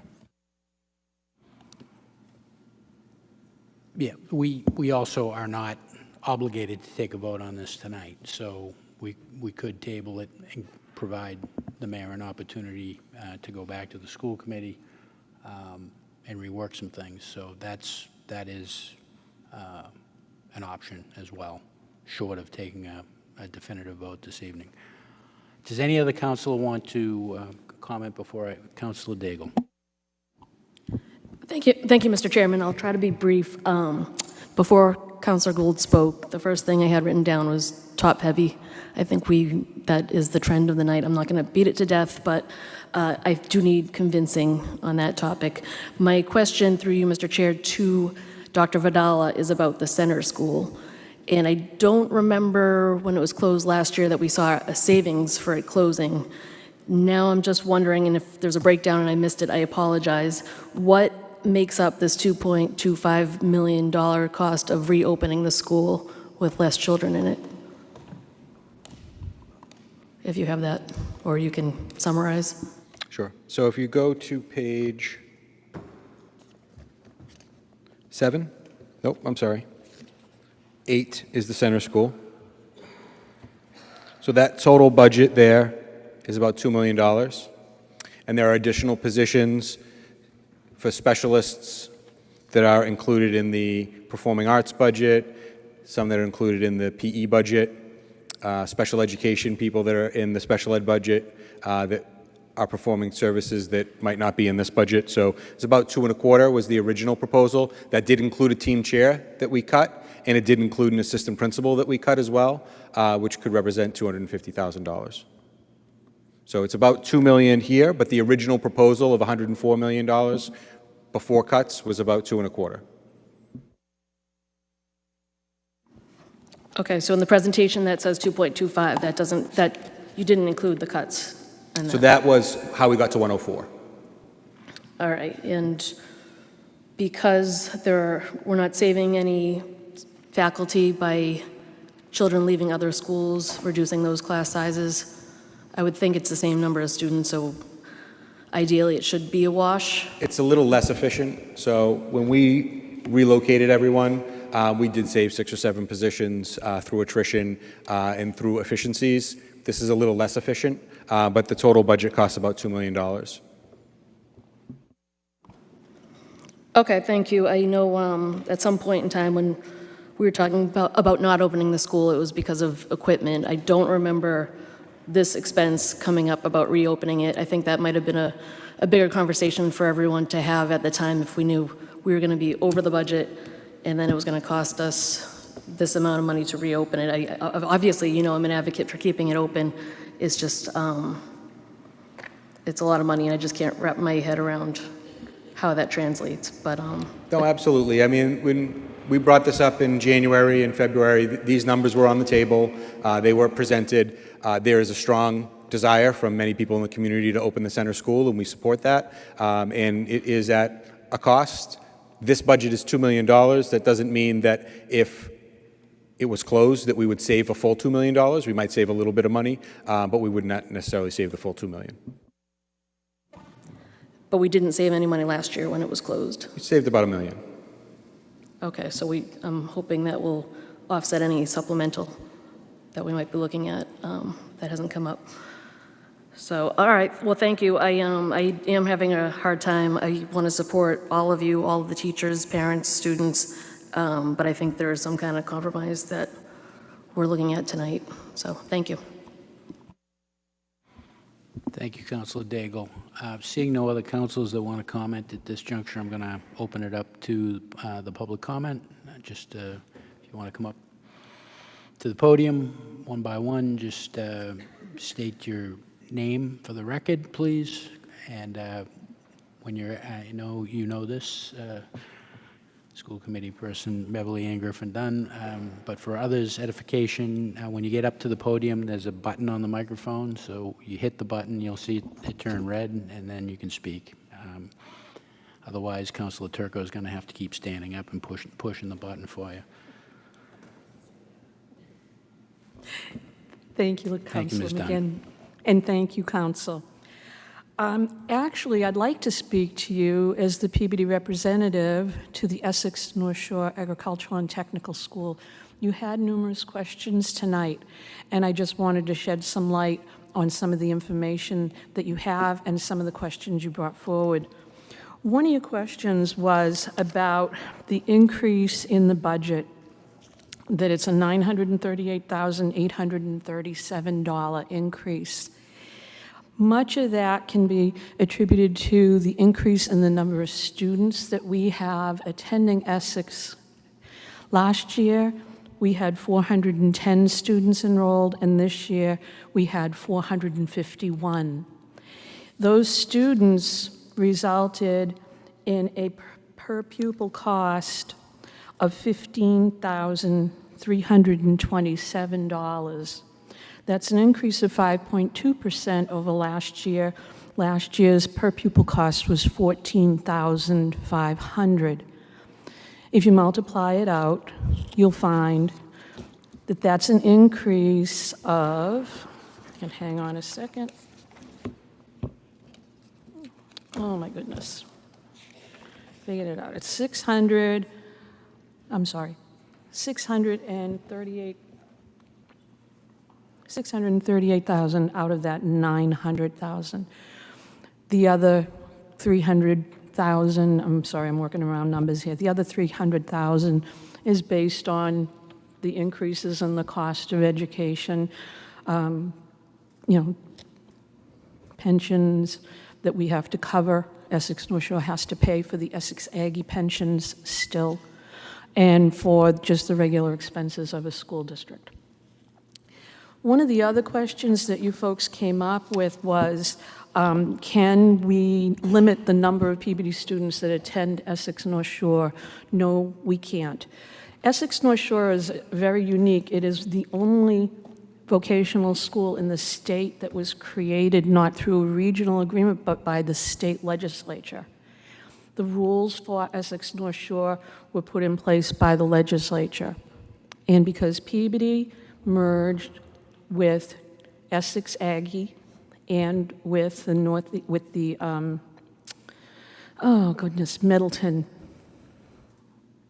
Voc, I'm sorry, I can't think of the name, North Shore Voc. Those three schools merged together. This was very different than other vocational schools. There are 17 sending communities, and you're going to have some information coming your way. I apologize you didn't have it for tonight. But one of the things I will also tell you is, out of the 17 sending districts, Peabody's school assessment per pupil cost is $15,327 per student. In 2023, the Peabody public school per pupil cost was $18,173. Keep those two figures in mind. When you look at the information you will receive, the cost per student per community ranges from a low of $14,939 for Salem.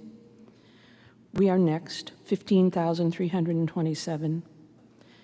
It goes up to $19,000, $20,000, and $21,000 per student, depending upon where you live, because the state sets your minimum contribution, and there is a very good explanation in the materials you get, that Massachusetts determines an equitable local contribution requirement, which refers to how much of the foundation budget should be paid for by each city or town's property tax based on the municipality's relative wealth.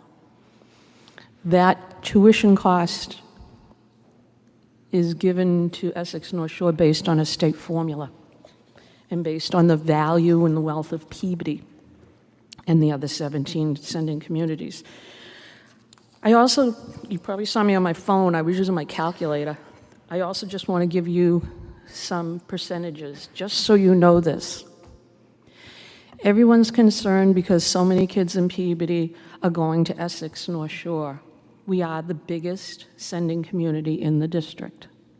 We have 451 students there. 60% of the 8th grade students in the city of Peabody apply to attend Essex North Shore. There are no quotas at Essex North Shore for a community. In other words, Peabody's going to have 400, Danvers gets X amount, Salem gets X amount. They don't do that. They take in all the applications. They end up going through a process with the admissions staff, and then they offer acceptance to the students. Considering how many students in Peabody apply, simple math will tell you that we will have more students attending Essex North Shore. We had 325 Peabody students apply to go to Essex North Shore. Out of that 325, 277 were our Higgins 8th grade students. The remaining 48 come from other schools. They come from St. John's, St. Mary's. I could give you the list. Beverly Middle School, Collins Middle School, Covenant Christian Academy, Epstein Hillel School, Marblehead Charter, Masconomet Regional, Our Lady of Assumption, Phoenix School, Pioneer Charter School of Science and Saugus, and Salem Academy Charter School. But each of those students is a Peabody, oh, I'm sorry, there's more. I won't go over it, 48 different kids. Those are our residents, even if they didn't go to Higgins. And that's why there's a bit of a different number there. I'll provide all of this. But out of all the applications received at Essex, and this is just a round number, 30% from the 17 sending communities came from Peabody. Again, the odds of having a large number of students selected to be admitted to Essex North Shore is simply a factor of math. And I wanted you all to understand that so you can see why you really can't limit the number of students admitted. And just so you understand something else, and this was really interesting, and I learned this last week, Peabody Veterans Memorial High School has a CTE program. And of course, in the new high school, we'd like to increase the number of offerings that we have. When the mayor and I fought against going into the regional vocational school, there were 800 students, more than 800, but there were 800 students at the high school cobbling together a vocational education. They were either enrolled in strictly vocational classes or they were taking the electives and trying to put together vocational education for themselves. And we used that number. Last week, at that CTE meeting, there was a number up on the wall. We have over 451 students at Peabody Veterans Memorial High School taking CTE programs. And you've got over 451 at Essex North Shore. 800. That number has held all the way through there. So vocational education is very desired by our students. It's very necessary for our students. It does cost money because the supplies and the equipment and the building for those programs does cost money, but I can assure you that at Essex North Shore, they've worked very, very hard to keep costs down. They're very mindful of the burden on all of the communities, and their budget increased this year by 4.5% overall. It impacted different communities differently.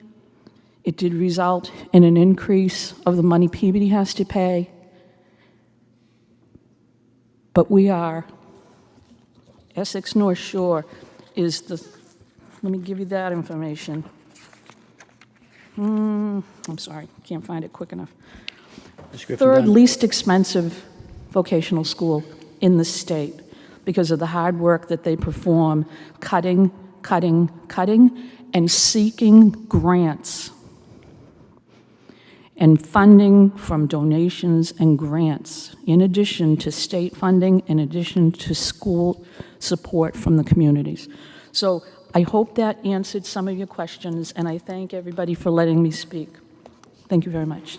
Thank you, Ms. Griffin-Dunn. Thank you for being here in your capacity as both a school committee member and as a member of the school committee of the Essex Regional Tech. Thank you. If you just give your name and address for the record, please. Sure. My name is Patricia May. I'm at 118 Goodale Street in Peabody. Good evening. I am a 7th grade math teacher at Higgins Middle School and have been a Peabody resident for 33 years. All 4 of my children attended Peabody Public Schools, and I've remained committed to our community both as a parent and educator. I hope many of you heard my remarks during the recent school committee meeting regarding the budget. While I won't repeat everything I said that night, there are a few important points I feel compelled to emphasize. I have nothing personal to gain from my speaking tonight. My children have graduated and I will be retiring soon. Whatever decisions you make will not affect me directly. I am here solely because I care deeply about the future of our city, our students, and my fellow educators. After my remarks at the school committee meeting, I received an overwhelming number of messages from teachers across all grade levels saying, "Thank you, you said what we couldn't." Now I understand why so many are afraid to speak up. I've tutored summer school at the Brown School for 5 consecutive years and plan to return this summer for a 6th. I received an email confirming my return and welcoming the team back. However, just 3 days after my school committee speech, I received a second email rescinding the offer, stating that since you are retiring and not returning next year, we have qualified current returning staff that have filled the position. My retirement has been common knowledge for some time, and I will still be working into the fall. The timing of that decision did not feel like a coincidence. I was later told that it was because I was taking a week's vacation, but that was known about and approved ahead of time as well. This feels like retaliation for speaking out. Since then, they have given me back the summer position since I had documentation proving that I was accepted into the program. What concerns me is that a clear message is being sent to us teachers. Do as we say, don't question it, and you will keep your job. This experience has given me new insight into the silence among teachers. It is heartbreaking. I'm leaving soon, but my colleagues will continue facing disrespect, student violence, and emotional exhaustion, all while trying to do the job of educating and caring for our children. And I want to note that there are administrators who are doing their best, but the needs are greater than ever before, and too many students are falling through the cracks. Teachers are breaking up fights, fearing for their safety, and managing escalating behavior without appropriate support or consequences. This is unacceptable. We are educators, not security guards. Our job is to teach our content area and model for students how to be respectful, compassionate, and responsible. That is impossible with the significant acting out behaviors and limited consequences available or enforced. Currently, an 8th grade cluster cutting an 8th grade cluster is extremely misguided and a huge mistake. While the student-teacher ratio may technically remain within guidelines, the reality in our classrooms tells a different story. We have students who cannot safely be in close proximity to one another, and now as there is less space to distribute them. 7th graders recently took a mental health survey, and 67 out of 405 students were flagged as red, indicating they are in significant distress. Increasing class sizes makes it even harder for teachers to identify and support these students. On top of that, guidance counselors are being reassigned to in-school suspension, SOAR duties, further reducing mental health support available to other students at a time when it is needed most. Have we already forgotten the tragedy we experienced this year? That loss should have been a wake-up call. So what action should be taken? Please do not cut the 8th grade cluster. Re-examine the budget, please. Just as was done during the school committee meeting when funding was magically found to restore the prep program and other positions. Assess whether all administrative positions are necessary or if they can be cut before cutting teacher support. Can grant money funding be reallocated under the umbrella of the grant to allow for teaching positions to be saved? Create a structured, professionally staffed classroom at Higgins with a clear mission curriculum for all students who cannot function appropriately in the classroom. a place where they can learn appropriate behaviors and expectations before rejoining their peers. We have to stop allowing 1 or 2 students in a class to disrupt the learning experience of the other students in the class. We also need to stop advancing students who are unprepared or who are failing. Many students have developed a level of apathy that permeates their school career. There are no real consequences for not doing the work, and they know that they will still move on. This becomes a self-perpetuating issue because then they get so far behind, they are then unable or unwilling to catch up. I have 7th graders with limited to no math foundational skills who will still be promoted to 8th grade. This is such a disservice to them. And lastly, some questions to consider. Why are decisions affecting students being made without consulting the teachers who work with them every day? Why are we required to implement programs without adequate training or follow-up? Why aren't administrators checking in to see if these tools are even effective? We need open communication and collaboration without fear of retaliation. We have to feel as though we can work together. It should not be an us versus them, teachers versus administrators scenario. Let's stop wasting professional development time on content we will never use or already know, and instead use that time to discuss and allow teachers to prepare for what students really need to be successful. We are all here for one reason, to educate and support our children. Let's work together to ensure that truly happens. Thank you. Thank you, Ms. May.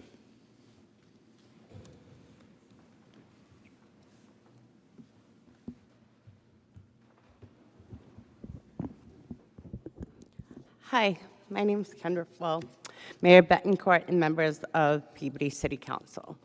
My name is Kendra Patterson. I have lived at 7 Lynch Street for the past 17 years.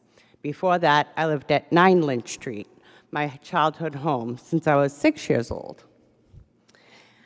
My parents moved to Peabody because of me. I had a learning disability, and at that time, St. Pius could not accommodate my needs. My parents did not want me in Lynn Public Schools, so they chose Peabody for safety, for education, and for opportunity.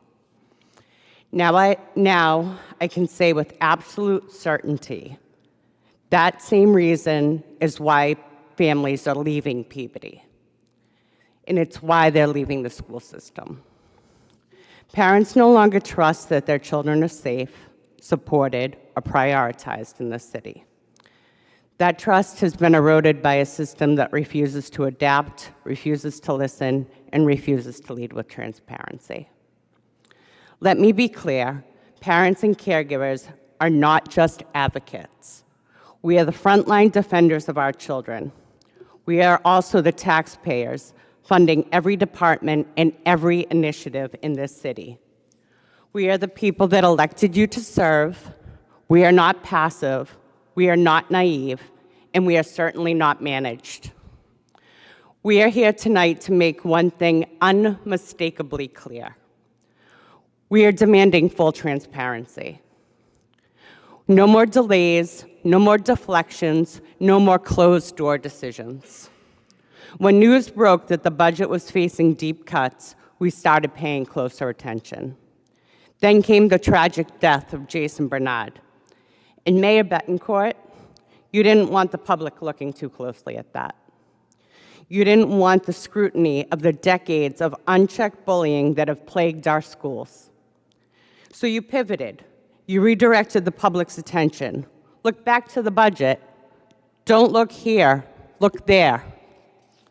Then after what was like the longest school committee in Peabody's history, and following a brief 5-minute recess, $1 million suddenly appeared. Not through transparent deliberation, but in a way that felt manipulative, staged, and predetermined. Meanwhile, our schools are continuing to struggle. An entire 8th grade cluster is being eliminated. Special education teachers are losing their jobs. A reading specialist at the Brown School is being cut. The in-school suspension room at Higgins Middle School is being eliminated, with responsibilities shifted to guidance staff, adding even more to their already overwhelming workload. Multiple curriculum teachers at Peabody High School are also losing their positions. Student-facing roles are being slashed, while upper administration levels positions remained untouched and unexamined. These are not just numbers on a spreadsheet. These are real losses that directly impact students, families, and classrooms every day. Tragedies unfold and leadership disappears. We're told that there will be public hearings and opportunities for engagement, but those promises vanish, just like the accountability that was supposed to follow. The loss of Jason Bernard devastated this community. But what's equally disturbing is what came next. Silence, avoidance, and complete absence of leadership. How many more families have to be abandoned by the very system that was supposed to protect them before something changes? I'm not just speaking as a nearly lifelong resident, I'm speaking as a mother. Someone who doesn't just support these children, but carries their pain, their hope, and their struggles every day. I am their voice tonight. And I will not stay silent about what is being lost. We don't need more statements from behind closed doors. We don't need school committee members falling asleep during public meetings while parents express fear, frustration, and heartbreak. We need leadership, and we need transparency. We need our city to put our children first and families first, not last. I have with me tonight a petition that residents joined me in signing, demanding this year's budget be rejected until a full investigation is complete of the school district's upper administration. As it stands, that is the only part of the school department that remains unaffected, while the rest of the school system is being dismantled around students and educators. We will not stand by as accountability is ignored. If this is what leadership looks like in crisis, then what message are we sending about whose voices matter and whose are dismissed in Peabody? I urge each of you to reflect seriously on what your role is in this moment. The community is watching, we are listening, and we are not going anywhere.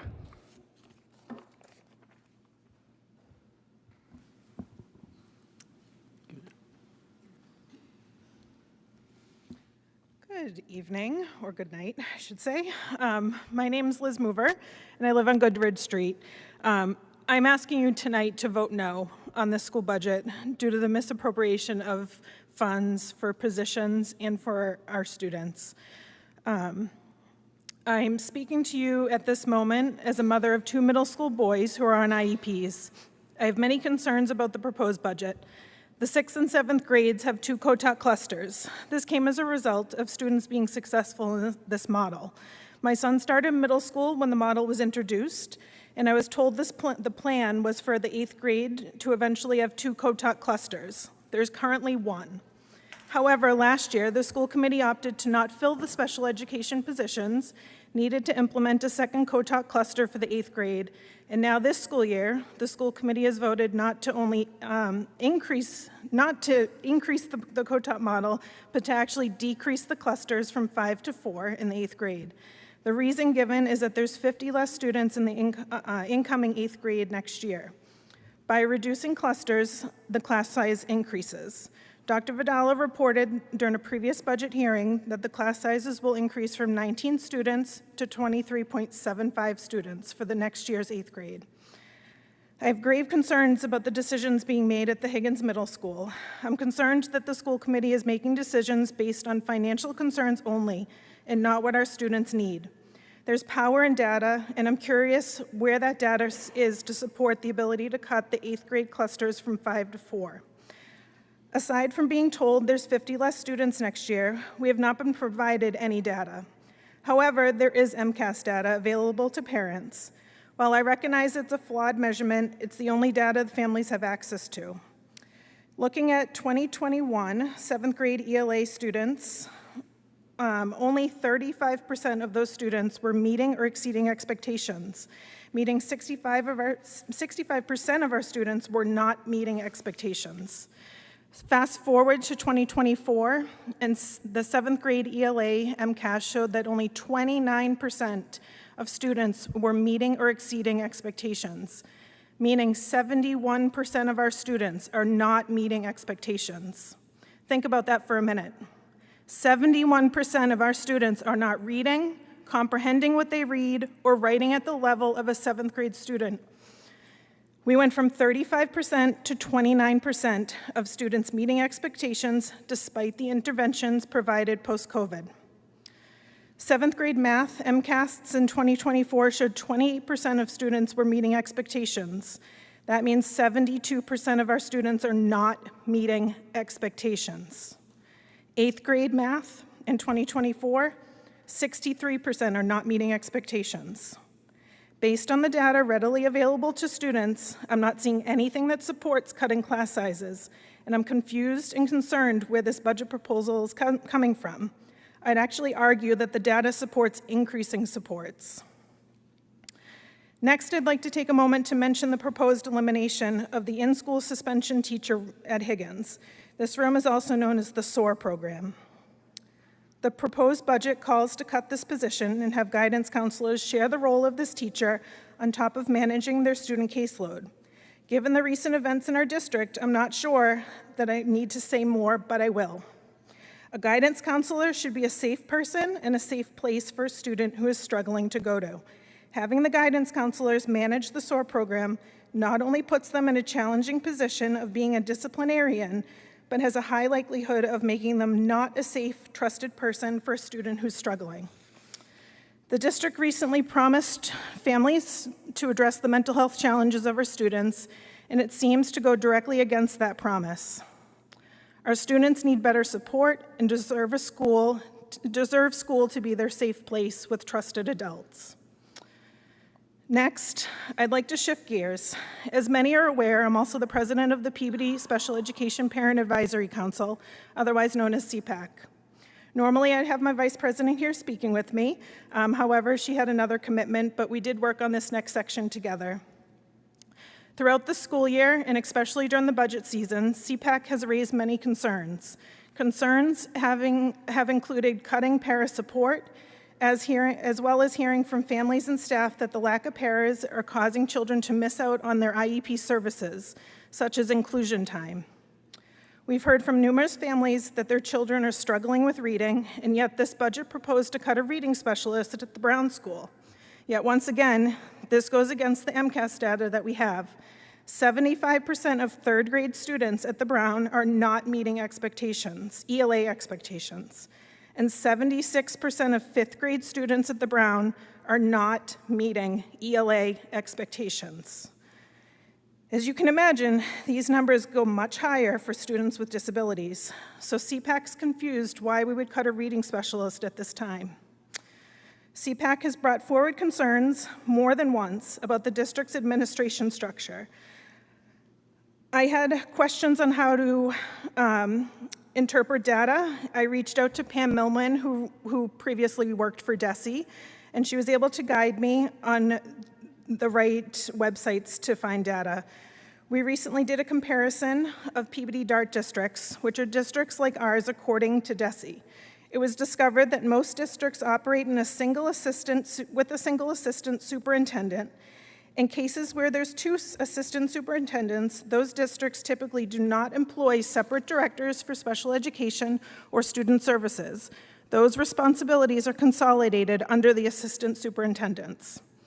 In Peabody, there's confusion as whose role is to what, and question if there's overlap in roles, and if administration in an area where money could be found. An example of this is the 504 plans. You could ask 3 different people who to go to, and their answer would be different. We've heard from administration that it falls under Mr. Magno, yet we've heard from families that they're being referred to Dr. Higgins, and others are referred to the Director of Guidance. In light of confusion, proposal to cut student-facing positions in DART district data, CPAC recently submitted a letter to the City Council and School Committee requesting transparency and to release an organizational chart of what administration is, who they report to, and who their roles are. We've yet to receive this information. Interestingly, at the public budget hearing on May 27th, Jared Hockman proposed that the TLC teacher position at Higgins be reinstated and eliminate the position of the Director of Student Services. This was not discussed by the committee, and Dr. Vidala and Mayor Betancourt quickly found money to ensure both positions could be funded. Mr. Hockman's mention of the position of the Director of Student Services was never documented in the meeting minutes. How is it that a committee is quick to cut student-facing positions and does not discuss the possibility of eliminating non-student-facing positions? It's more important than ever for the community to understand how administrative resources are being allocated, prioritized, and held accountable. CPAC continues to ask for this information be made publicly available prior to discussion of cutting any more student-facing positions. I did provide Mr. McGinn with a packet which includes information from the DESE website comparing Peabody's DART districts and the school accountability information. In Massachusetts, accountability. Ms. Mova, is there, we have copies for everyone. Is there a motion to receive? Those who heard the motion, all in favor? Any opposed? It's a vote. We're going to refer to this as late 6. In Massachusetts, accountability results are calculated using information related to student performance on state tests, chronic absenteeism, high school completion, and advanced coursework completion. Scores range from 1 to 99. The higher the score, the higher the performing the school. The lower the score, the lower performing. DESE identifies similar districts, and these are called your DART districts. I examined some of Peabody's DART districts and looked at the school accountability information, which is found for the public on the DESE website. The elementary school graph is very busy because there's lots of schools, but you'll notice Peabody elementary schools have a lower accountability score than many DART district elementary schools. The Higgins Middle School accountability score has downtrended and is lower than many of our DART district middle schools. Peabody High School accountability score is downtrended and is tied for the lowest score among our DART districts. To note, Methuen has 4 schools that are K through 8. I listed those under middle schools just for easier viewing on the graph. A good comparable district is Medford, which has a similar high school with CTE programs as we do here in Peabody. This will provide you a comparison of years 2022 through 2024. The current information for 2025 is not yet available. Massachusetts also sets annual improvement targets for each district in school. Districts and schools have a target percentage of 75% or higher are considered meeting or exceeding targets. In 2024, Peabody's percentage was only 45. Lastly, if this spring has shown us nothing else, it highlights that our kids are struggling. They're struggling academically and emotionally. This district continues to be reactive to budget needs, but our kids need us to start being proactive. In this budget proposal alone, there is a proposal being made on the basis of 50 less students next year. What happens the following year when there's 50 more students? We know this budget is short because of COVID funds ran out. It's been known that these are going to end. Where was the planning? We have heard this budget has positions being funded by grants. What is the plan when the grant runs out? We need to start being proactive in our school budget. We need to invest in Tier 1 services for all children. We need to invest in early identification of our kids that need extra help and students who require special education. We need to invest in protecting the mental health of our children. None of this can happen if we're cutting teachers, cutting paraprofessional support, and increasing class sizes. I hope the city can come together and figure this out. Our students and teachers need our support and our resources. Education is not the area we should be looking to cut positions. Thank you. Thank you, Ms. Mulva. Anybody else?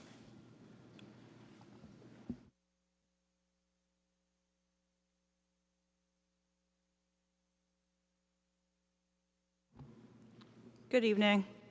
My name is Kimberly. I know a bunch of you. I live on Forest Street in Peabody. I do have 3 children. So I'm here to say the logo for Peabody is hope, every student, every day. Unfortunately, I feel like Peabody is not sticking by that logo at all. Top heavy is absolutely the correct term. I'm here to ask the councilors for help on making the school budget more efficient for our students. Our children in 7th grade, who are going to be affected as of now from having the clusters cut from 5 to 4. I know it doesn't sound very much, but it's a big number for me.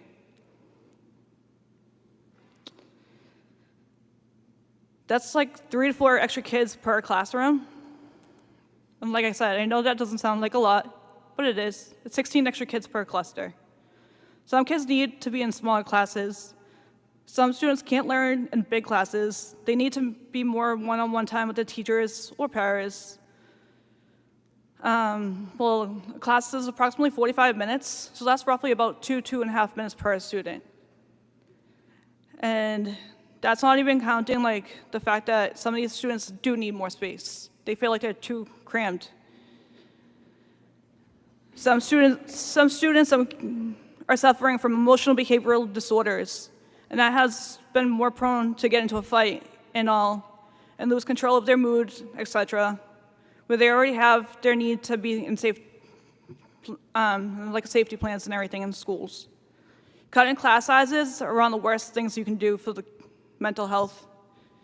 Not only mental health, but educational too.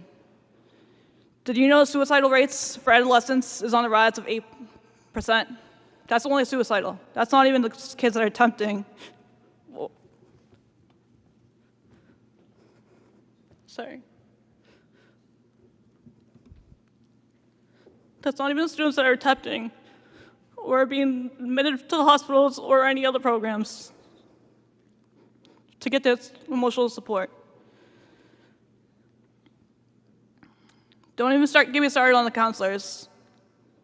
My daughter's going into the 8th grade. She needs as much help and guidance from her counselor to help apply for high schools, as well as help advocate for her, as well as myself. This year, she's been advocated with her guidance counselor quite often. I can't speak highly and extremely highly enough of Miss Fader. She's been very, very, very, very supportive. And I don't want to see her getting any extra work, duties, assignments, because then she was not going to be there for these kids that do need their help. I'd like for the superintendent and other school committee members to stop looking at these kids as a number, to look at them as a human, and to stand by the logo. Every student, every day. Thank you. Thank you. Before the next person comes up, we have a technical issue that I was just alerted to, so we're cut off from Zoom at the moment. I'm going to take a brief recess so we can reboot the computer and get that back online. So we're in a brief recess.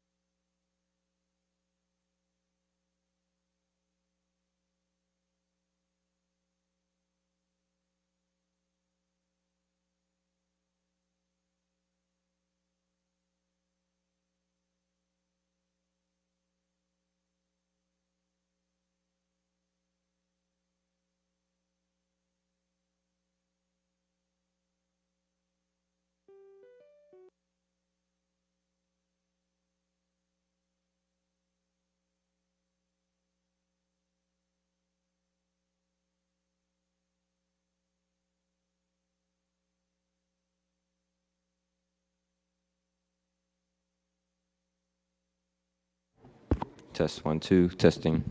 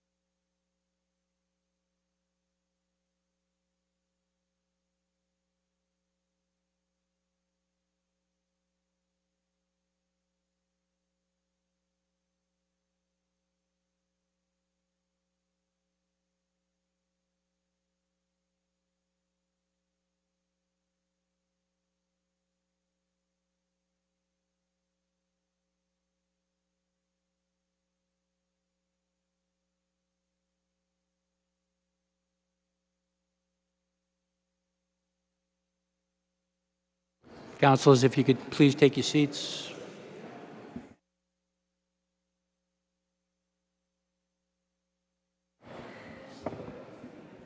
So we're going to be back on here in 15 seconds.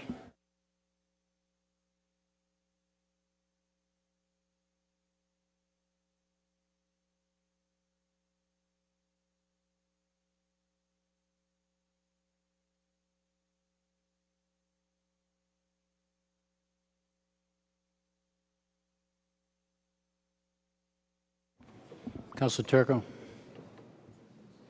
Councilor Gamache.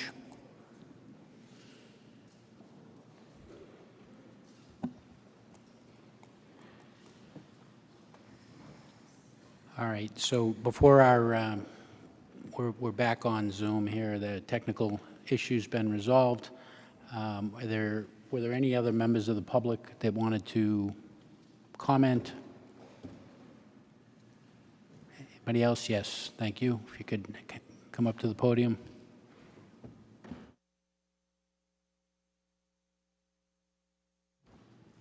Okay. Good evening, everyone. My name is Hillary Gately. I live on Henry Terrace, and I'm a Brown School parent. Every year, our city's teachers and support staff are asked to do more with less. While layoffs are clearly detrimental to the staff members losing their jobs and their families, the impact on the students and the remaining staff is also profound, with negative outcomes trickling down into every facet of our school system. Increased class sizes, lower staff and student morale, staff being asked to take on multiple roles, staff burnout, concerned parents, more families seeking costly out-of-district placements. After the May 27th school committee meeting, a few but not all of the critical student-facing positions were restored. Systemic changes are critically needed.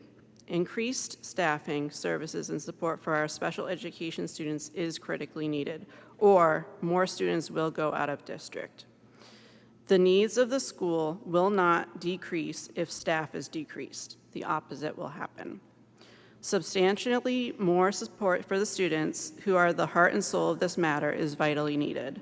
Cutting staff who directly interact with students day in and day out cannot be the answer, or the quality of education in this city will rapidly decline at the expense of our city's children. Thank you. Thank you very much. Other members of the residents that would like to speak? Thank you. Beverly Griffin Dunn, School Committee Member, 10 Colfax Street. I'd just like to speak to the council because I know you're wrestling with a lot of really deep questions about the school budget. And I'd just like you to think about something that I wanted to tell you. For many years, we as a school committee and a school district did struggle because we kept being told we needed specific people in support positions, in positions that were administrative. When we had no assistant superintendent, and then we got one. When we had no curriculum coordinators, and we got people in to do that. We had difficulties, and we hired a special education director. Those are all positions that you've been talking about tonight. And I want to tell you, each of those positions was put in place very thoughtfully. I understand the concerns that you have expressed and that the public has expressed with the budget, but I would hope that you could support that and allow us to be able to work within the budget that is approved and make the appropriate adjustments. Thank you. Thank you, Ms. Griffin Dunn. I believe that's it from the public. As far as public comment goes, there's nobody on Zoom. It's confirmed.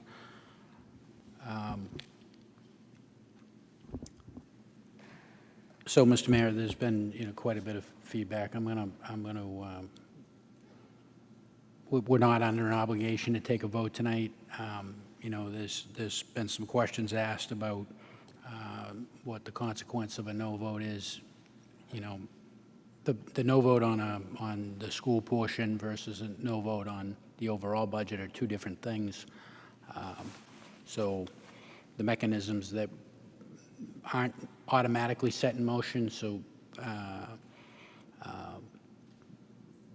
to use a term that Councilor Turco used earlier, it does potentially get a little messier. I don't know if you'd like to take the opportunity to revisit this and consider some of the feedback that you've received tonight, but I'll let you comment based on what you've heard. Well, thank you, Mr. Chairman. Thank you, councilors. Thank you, members of the public who spoke tonight.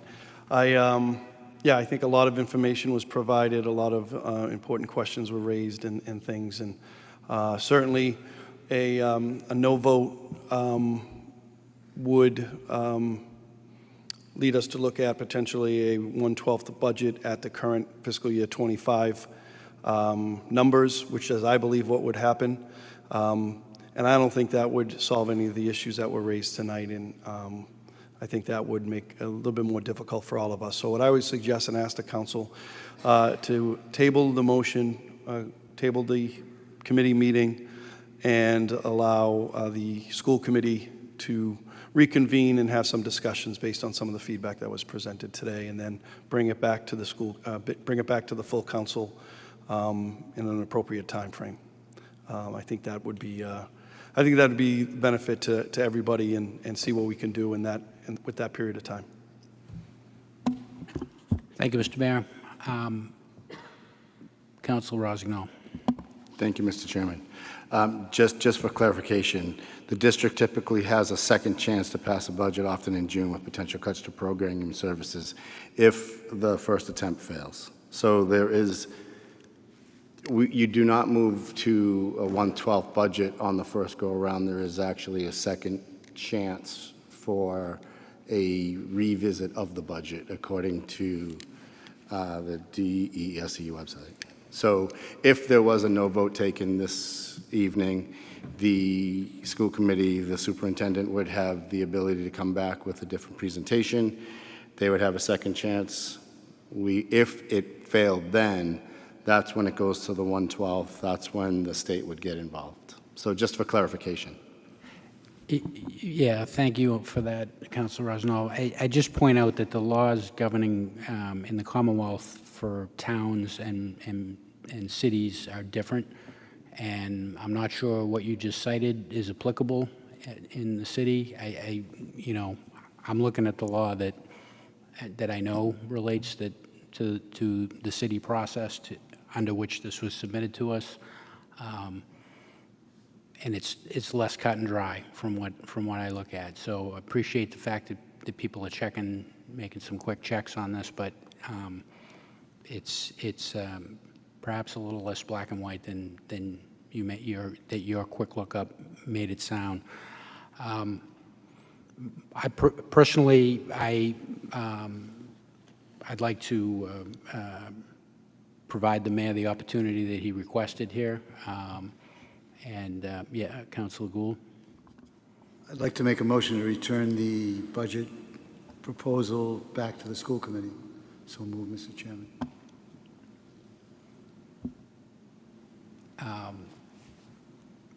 I think that motion is in order. Yeah, I believe that motion's in order. So we have a motion on the floor on the motion. Councilor Weldon. Just a question, and I know we're all trying to figure this out on the fly, but do we anticipate the budget coming back will be the same budget numbers, or is that up for discussion with the school committee? I think if it's going back under the motion, that's outside our span of control. So we'd have to wait and see. But the motion's on the floor. Any other on the motion? Seeing none, roll call. Councilors Turco, Yes.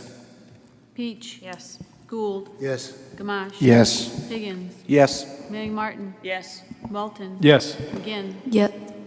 Rossignol. Yes. Melville. Yes. Daigle. Yes. Motion carries 11-0. Thank you, Council.